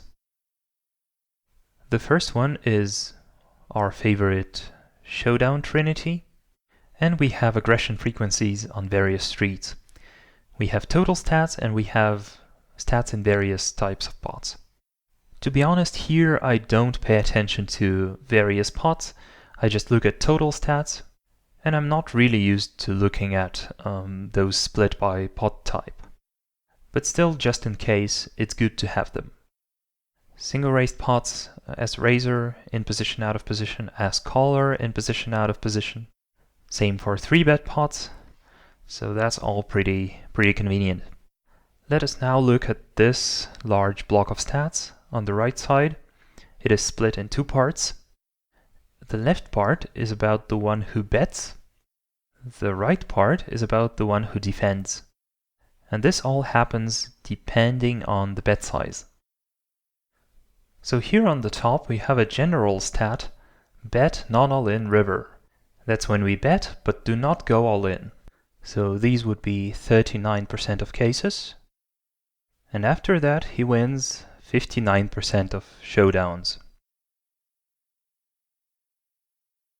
Here we have the showdown sample.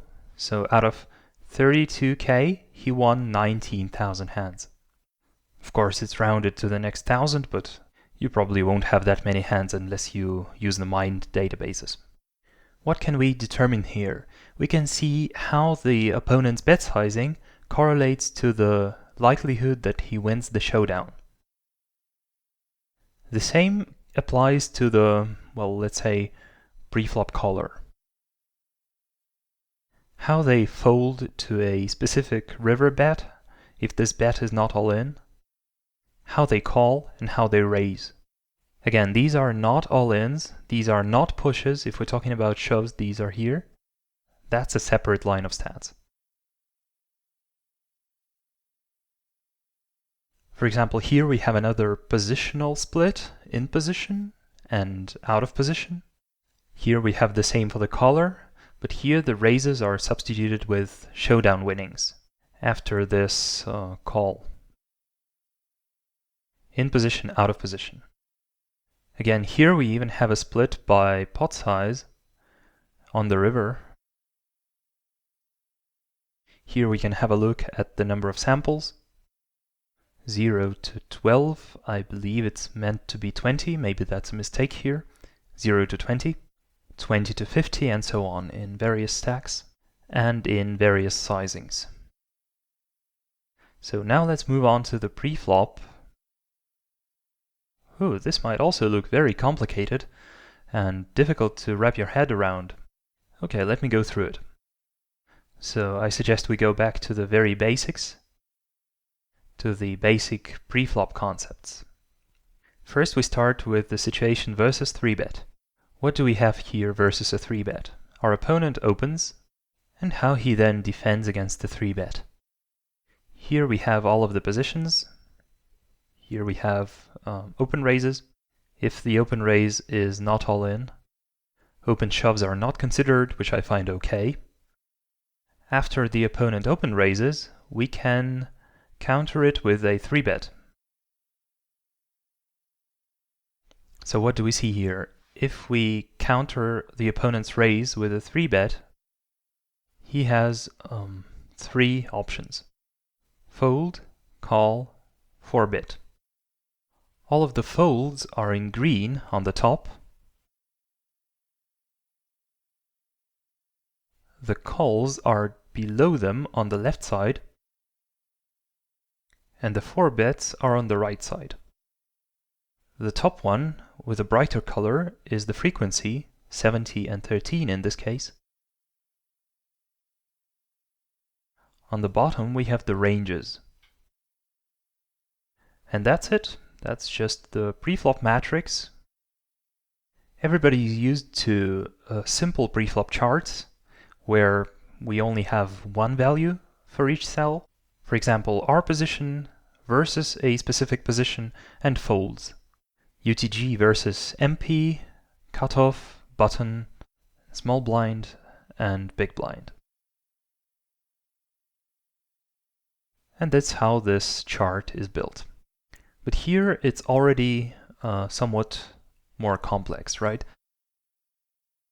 We can immediately see the open raises by the opponent, how he defends in position and out of position. The button cannot be out of position, the small blind cannot be in position. And we see the folds in green font. We see his calls against the 3-bet.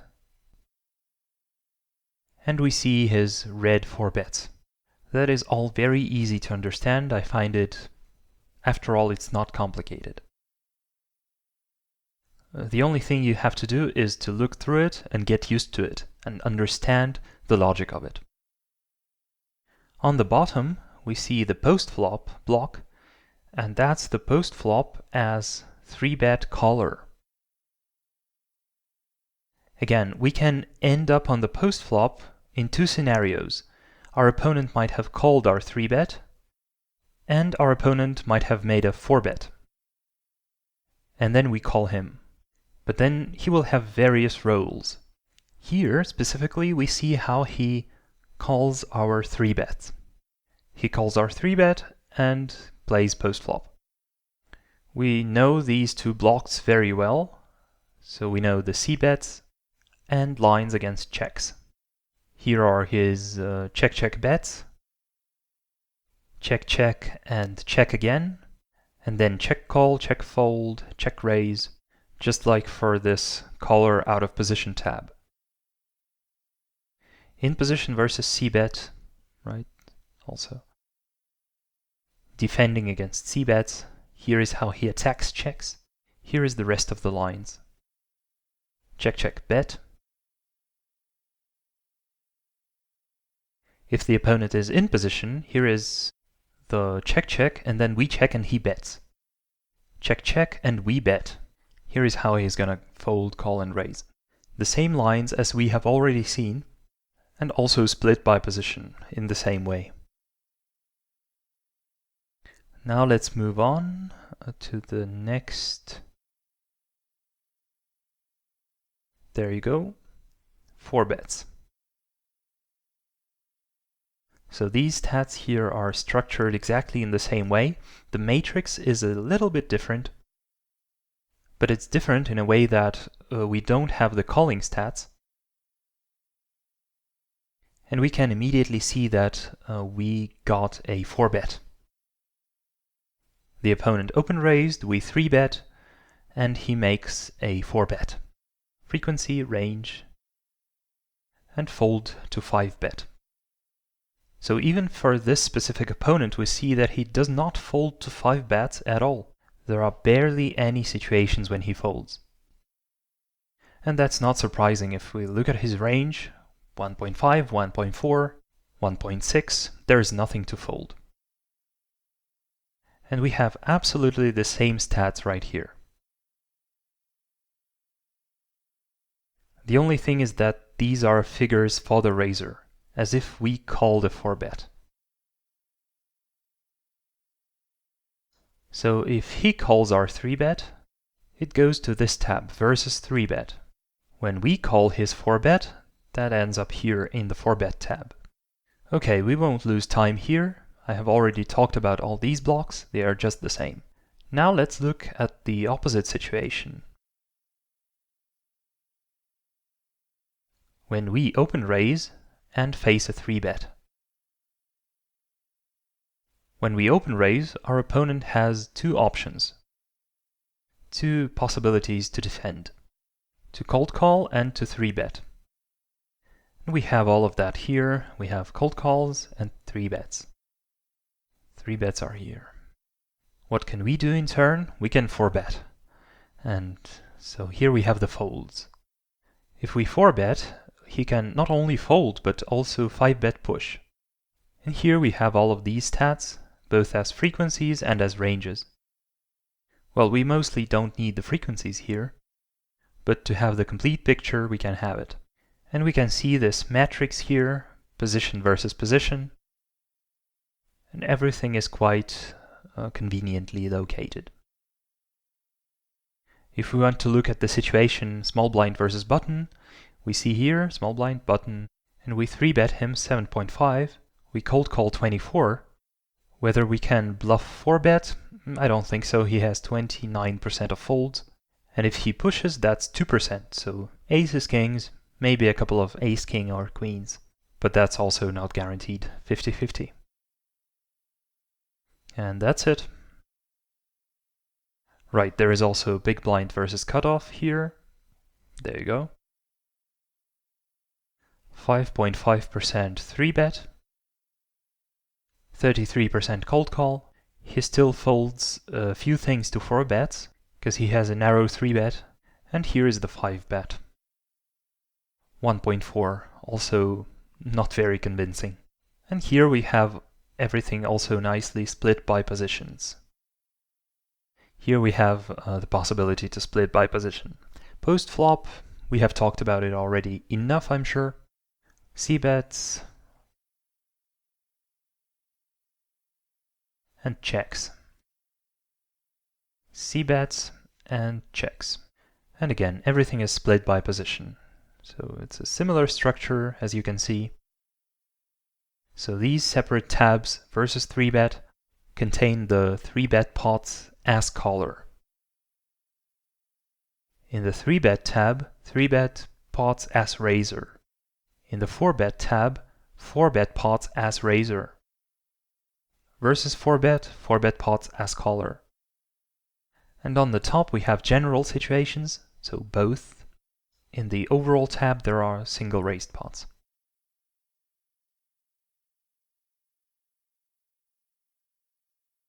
Okay, so when there is a possibility to 3-bet, there is also a possibility to face a 4-bet. How do we protect against it? We have the same matrix chart that we already know. But here we already have versus 4-bets, we have these calls right here. How does the big blind, let's say, play against button? That is how. Big blind, button. We also see that we 3-bet 6.9% and we cold call 35%. We fold 42% to a 4-bet. We call 29% and 5-bet push 32%. 1.8 is our 5-bet range. So I believe everything should be quite easy. Cold call, 3-bet. So these are two situations to our first action. To the first action when we face an open raise. We cold call or we 3-bet. If we get the pot, that's fine, and if we go to the post flop, we move on. The only continuation on the pre-flop is if we face a 4-bet, and then we have fold and call, and raise here. 1.6 is again the range, and that's it. On the post flop, it's just the same.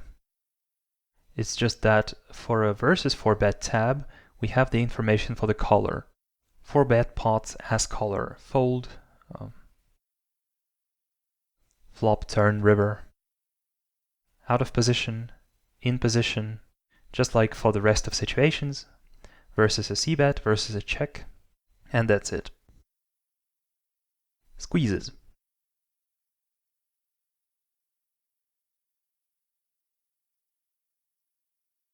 When we have a situation that we had an open raiser and a cold caller in front of us, we can either squeeze or overcall. So we can choose between both squeeze and overcall for every position here. Of course, the chart is smaller here already, but that's the way it should be, because it doesn't point to the cold caller, but rather to the open raiser. So when we sit on the big blind, and if there is a possibility for us to squeeze, then the last one who can open raise is the button, and the small blind calls. And for the small blind, the last one is the cutoff, and the button calls. So I think it's clear. This chart should be familiar to us, and I hope you will find it convenient and useful. I personally like it a lot.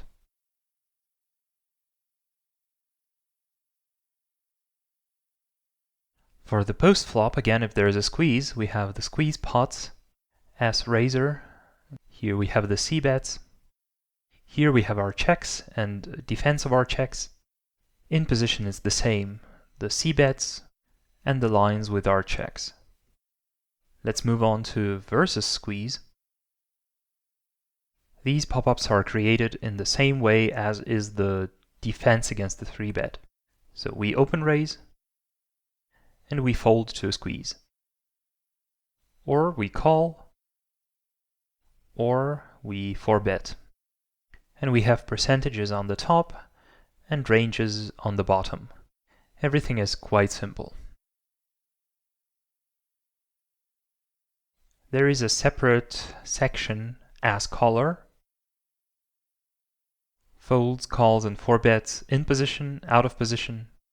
There are even stats versus c-bet, as caller, how the caller acts against c-bets, folds, calls, raises. And here we have the total values. So here we have the versus squeeze values, and the post flop will be for the caller. That would be defending against c-bets, and what we do against checks. So here we have all of the lines with checks, as well as here we have attacking the checks, and so on. Altogether, these three pop-ups follow the same simple logic. If our opponent open raises, the stat relates to him. Versus 3-bet, 4-bet, all of the post flop is there. And if our opponent sits after us, he can 3-bet or face our 4-bet, and all of these situations are, let's say, on the other side. And for squeezing, there is a separate situation and a separate post-flop scenario. So for each situation, there is a separate split, and if you want to look at some general stats, you have the total and the overall tabs. For general statistics, you have general pots here and more detailed scenarios down there. This is one of the newest pop-ups. It's appeared here just very recently. I think that's rather an update of the package. And this one talks about two raisers on the preflop. Which situations are these? When someone open raises, someone 3-bets, and we sit after them. How do we play versus 2 raises? Cold call of a 3-bet, or we open 4-bet, or we open 4-bet fold.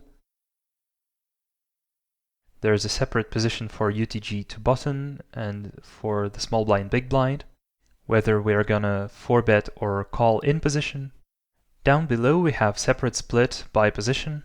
So in general, when we had an open raise from the UTG, from the MP, 3-bet from these positions, and our own position. Again, it might seem difficult at the first glance, but it's logical. We have just 3 factors: the open raiser's position, the 3-better's position, and our own position. I guess there are not many values here. Everything's more or less clear: open, 3-bet, and our own position. Then, depending on who open raises and who 3-bets, our values will move to one line or the other.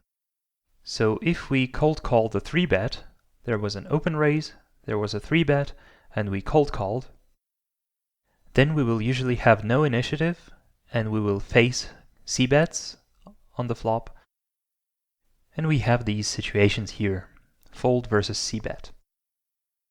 Then we have our raises, how often we bet against a skipped c-bet, and if we 4-bet, open 4-bet, that means like there was an open raise, there was a 3-bet, and we 4-bet right after that.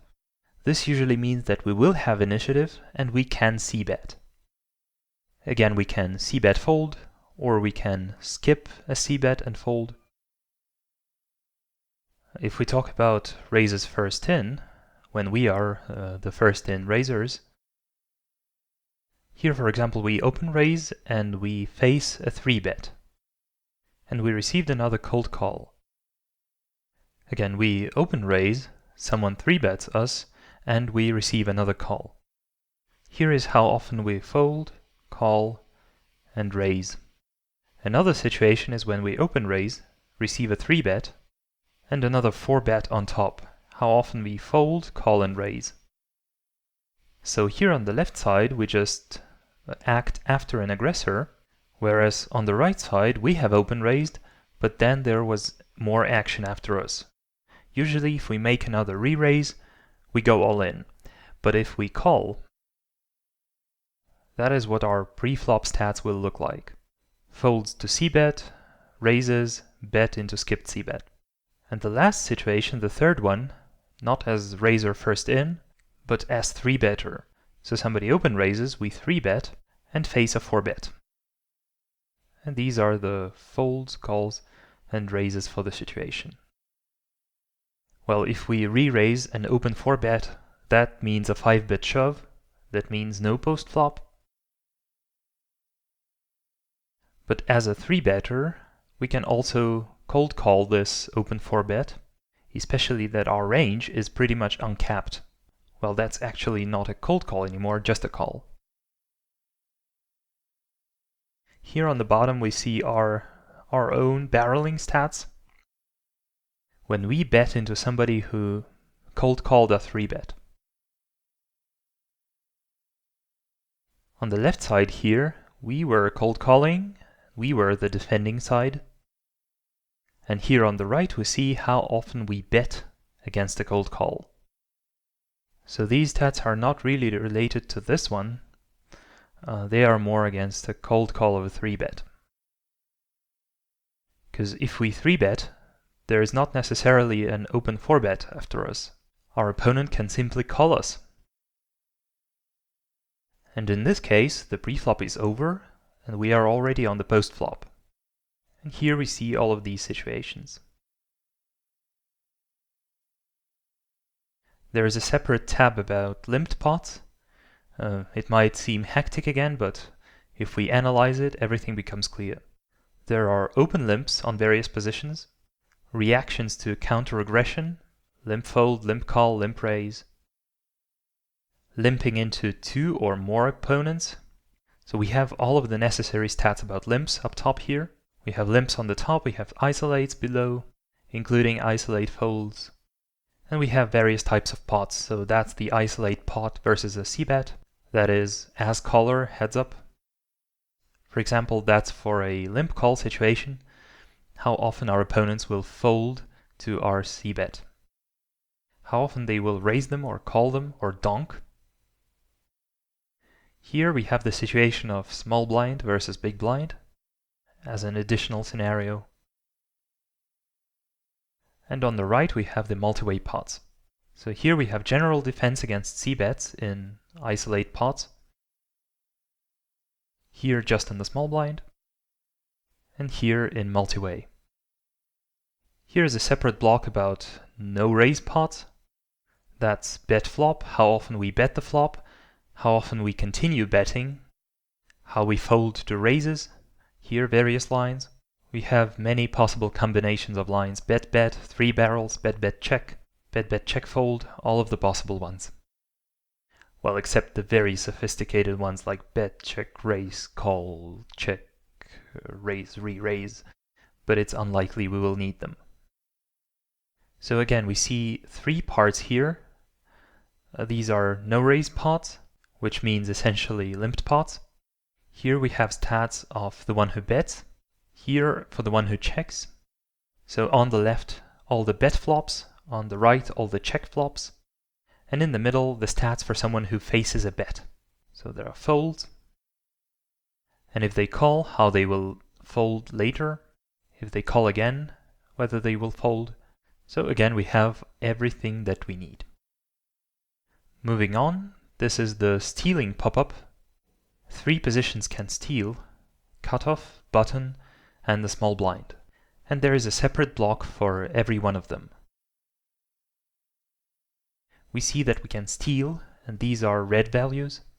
And we can also defend against a re-steal in three ways: by folding, by calling, and by raising. And if we 4-bet, we can face a 5-bet shove. And here is what we fold to them. There's a separate value against hero. Percentages, ranges. Everything is clearly labeled, so steal, fold to 3-bet, call 3-bet, 4-bet, fold versus 5-bet. And here we have 4 types of various post-flop lines. Again, if the cutoff or the button steals, then the blinds will be the ones defending, and we will find ourselves in position. There they are. Here we have single raised pots, button, cutoff, and we are in position. Here are the c-bets that we're used to, folds to check raises, and other more complex lines. If the small blind open raises and the big blind is calling us, everything is just the same. We are the preflop raisers, but we are out of position now. And here is the situation on the top. The c-bet block and the block about protection against float bets. So that's when we check. Check fold, check call, and check raise. Because here we are already out of position. Or we can have a situation when our steal got 3-bet and not called, then we are the caller. And here are the 2 possible situations. We have open raised on the button or the cutoff. One of the blinds has 3-bet us, and we called. We are in position. Here is a block for defending against a c-bet. And here is the block for attacking versus a check. We can bet versus a check 3 times in position, right? Flop, turn, river. If we talk about the last situation, when the small blind open raises and the big blind 3-bets, and we call. Here's how we're going to defend against his bets. Or we can attack if he checks. Check, check, so which means we check to the preflop aggressor and he checks behind. Here is what we do when we bet and attack him, all of the lines following that. We can jump around various tabs for positions here. Now the next pop-up is pretty huge. It didn't even fit my recording area first. What is this one about? That is a blind versus blind situation. Small blind versus big blind. So what do we see on this pop-up? Again, there is not much new to be learned from it. Everything is more or less the same. Here we have specific stealing from the small blind. If we look at the new stuff here, it's just, for limps from the small blind, the so-called completes. Limp call is when the opponent on the small blind completes and we isolate him and he calls. Then he doesn't have preflop initiative and we c-bet into him. Here are the values, how he gave up to c-bets, how he attacked the checks. On the right side we have 3-bet pots. That is only possible if our opponent limped, we isolated, and he 3-bet. And then we called. Then he becomes the aggressor with initiative but out of position. He can bet, defend his check, and other possible lines here. There is a separate pop-up, vsSteal from the small blind. This one is more detailed, small blind versus button, versus cutoff. All of the situations when we c-bet out of position, when we protect against the c-bet, when we just cold call, how we bet if we made a 3-bet. Keep in mind that we are out of position here, and we have this block of stats for this case, when we can check and act against a bet 3 times. There is a similar pop-up for the big blind, however it's a bit larger, because there is a possibility to end up out of position or in position. So here we see the split big blind versus small blind, and then separately big blind versus cutoff and button. The SB is a typo here, it should be big blind, and a separate block for when we are raisers, because we have c-bets. And if we have raised, we can only end up on the big blind if we made a 3-bet. So here everything is also quite clear. Here is a similar tab where the big blind protects against the steal. Before we looked at small blind versus steal situation. And here we look from the side of the big blind. So that's call steal, just simply the cold call. Isolate when we isolated. Here, if we just checked. Oh, I'm sorry, I guess I might have misled you here. Here, when we looked at Limp SB, I told you that this means Limp 3-bet, but that's not the case. Here the small blind just limped and we checked. So for 3 situations on the small blind, we have the similar 3 situation from the side of the big blind, in a mirrored way.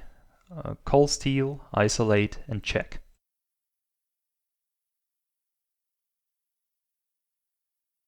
How we play against the steal, how we play against the limp, checking, raising. And if we do raise, how often we raise fold, raise call, raise, re-raise. A lot of situations. And the last one I want to talk about is the nodes system.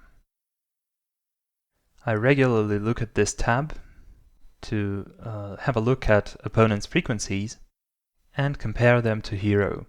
I mainly look at the 3-bet values, because when we see that our opponent has a general 3-bet of 5, but of 15 against me, everything becomes quite obvious. We understand that this opponent is trying to exploit us. So I would say that's quite a useful pop-up about how the opponent folds to 3-bets. So that's it, no more pictures here in the list. I guess now it's the time to open up Hand to Note and show you what I've done to the pop-ups. We have analyzed all of these tabs, and what I promised you was to show you the sub-tabs. For example, for the preflop, there you go. All of the tabs are here, position versus position. Here we have total, UTG, cutoff, button.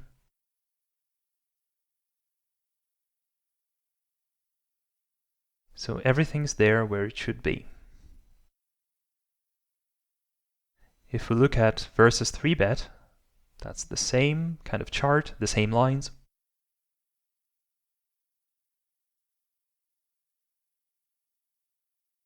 So I guess all of the tabs are exactly how we want them to be.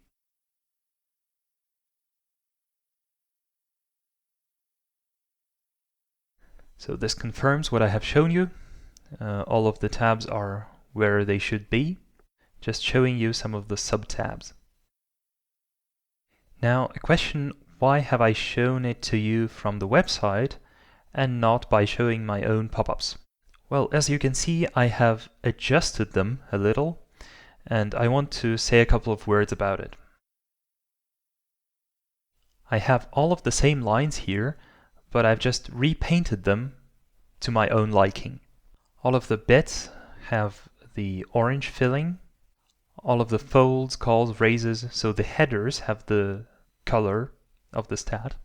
I just added several labels to navigate easily, so cbet strategy, for example, or skipped cbet strategy. So that's exactly what I was talking about the whole evening or night, or depending on when you're watching it. I have told you about how everything here is split into blocks, and I have just shown these blocks in a bit of a more visual way. I have added razor, color, and I haven't really added anything new. Squeeze, call versus squeeze. So mostly I just added several more labels. If we go back to the description of the package, it says that after the first release of the package, more than 70% of stats were upgraded to make it even more comfortable.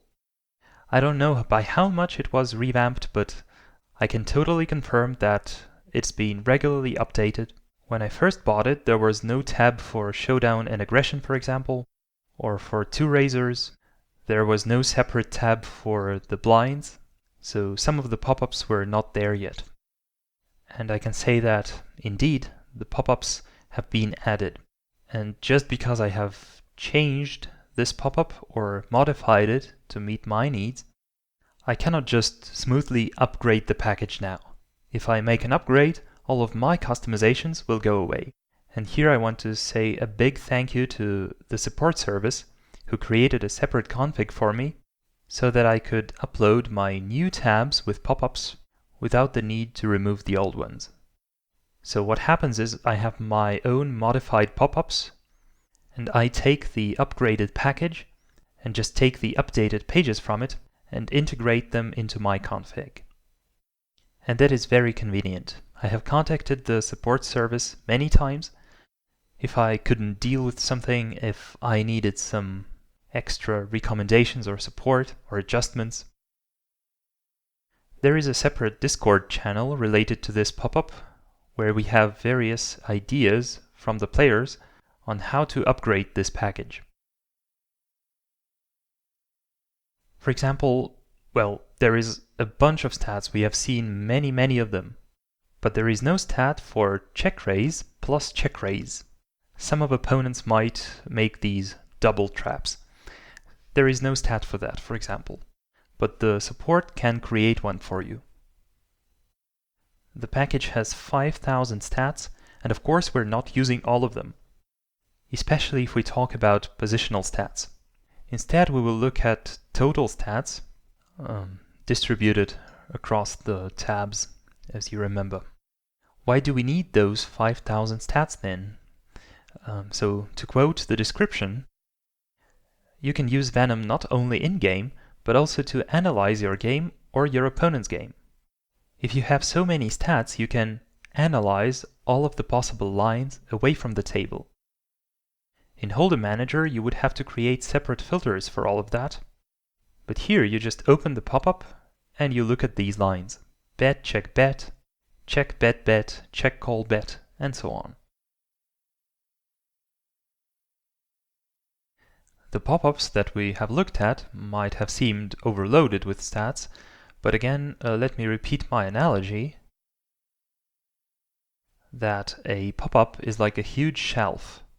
There are a lot of things in it, but everything is very well laid out, and you know exactly where to find every piece of clothing or every book. You don't even need much time to get used to it. I'm regularly using this pop-up, and I know exactly where all of the values are and where I should look. I have told you in the beginning that these pop-ups have all of the stats from the very simple ones to the most complicated ones. And even if you don't need all of the complex ones, maybe at some point you will. So I can definitely personally recommend this pop-up. For me, it is one of the best pop-ups. Yeah, I haven't seen anything better. I'm not going to change it, and I'm going to continue using it. I hope this video has not become too long, and I hope it was useful for you. If you're trying to pick or choose a pop-up for yourself and don't really know what you need or which factors you should take into account, please remember this video.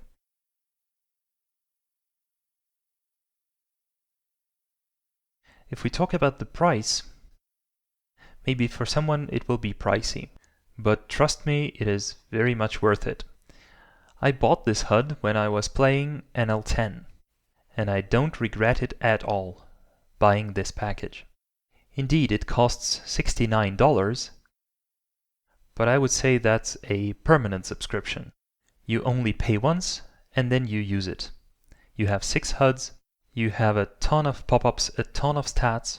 You can use it for analyzing a database, for creating an alias. You can create an alias out of several +EV regulars, and then open up the pop-ups and see how they play, all of the lines, all of the stats. As I was going to move on to NL50, I paid $129, which means that I first bought the cheaper one and then I just added the price to the more expensive one. So if you're playing NL25 and you're thinking, well, maybe I should buy the bigger package right away, you can, but there's no need to. You can pay the difference later. You won't lose any money in any case, you won't overpay. Alright, I guess that would be it. If you have any questions left, please feel free to write to the Poker Pop-Up Statistics Workshop right away. They will deal with technical things. And if you want to learn more about using this HUD, you can also write to me, and I will be happy to reply. Again, I'm very grateful to the Statistics Workshop for such a great product, and I thank you very much for your attention. So that's it. That was Misha, aka Blackstack94. See you next time. Bye bye.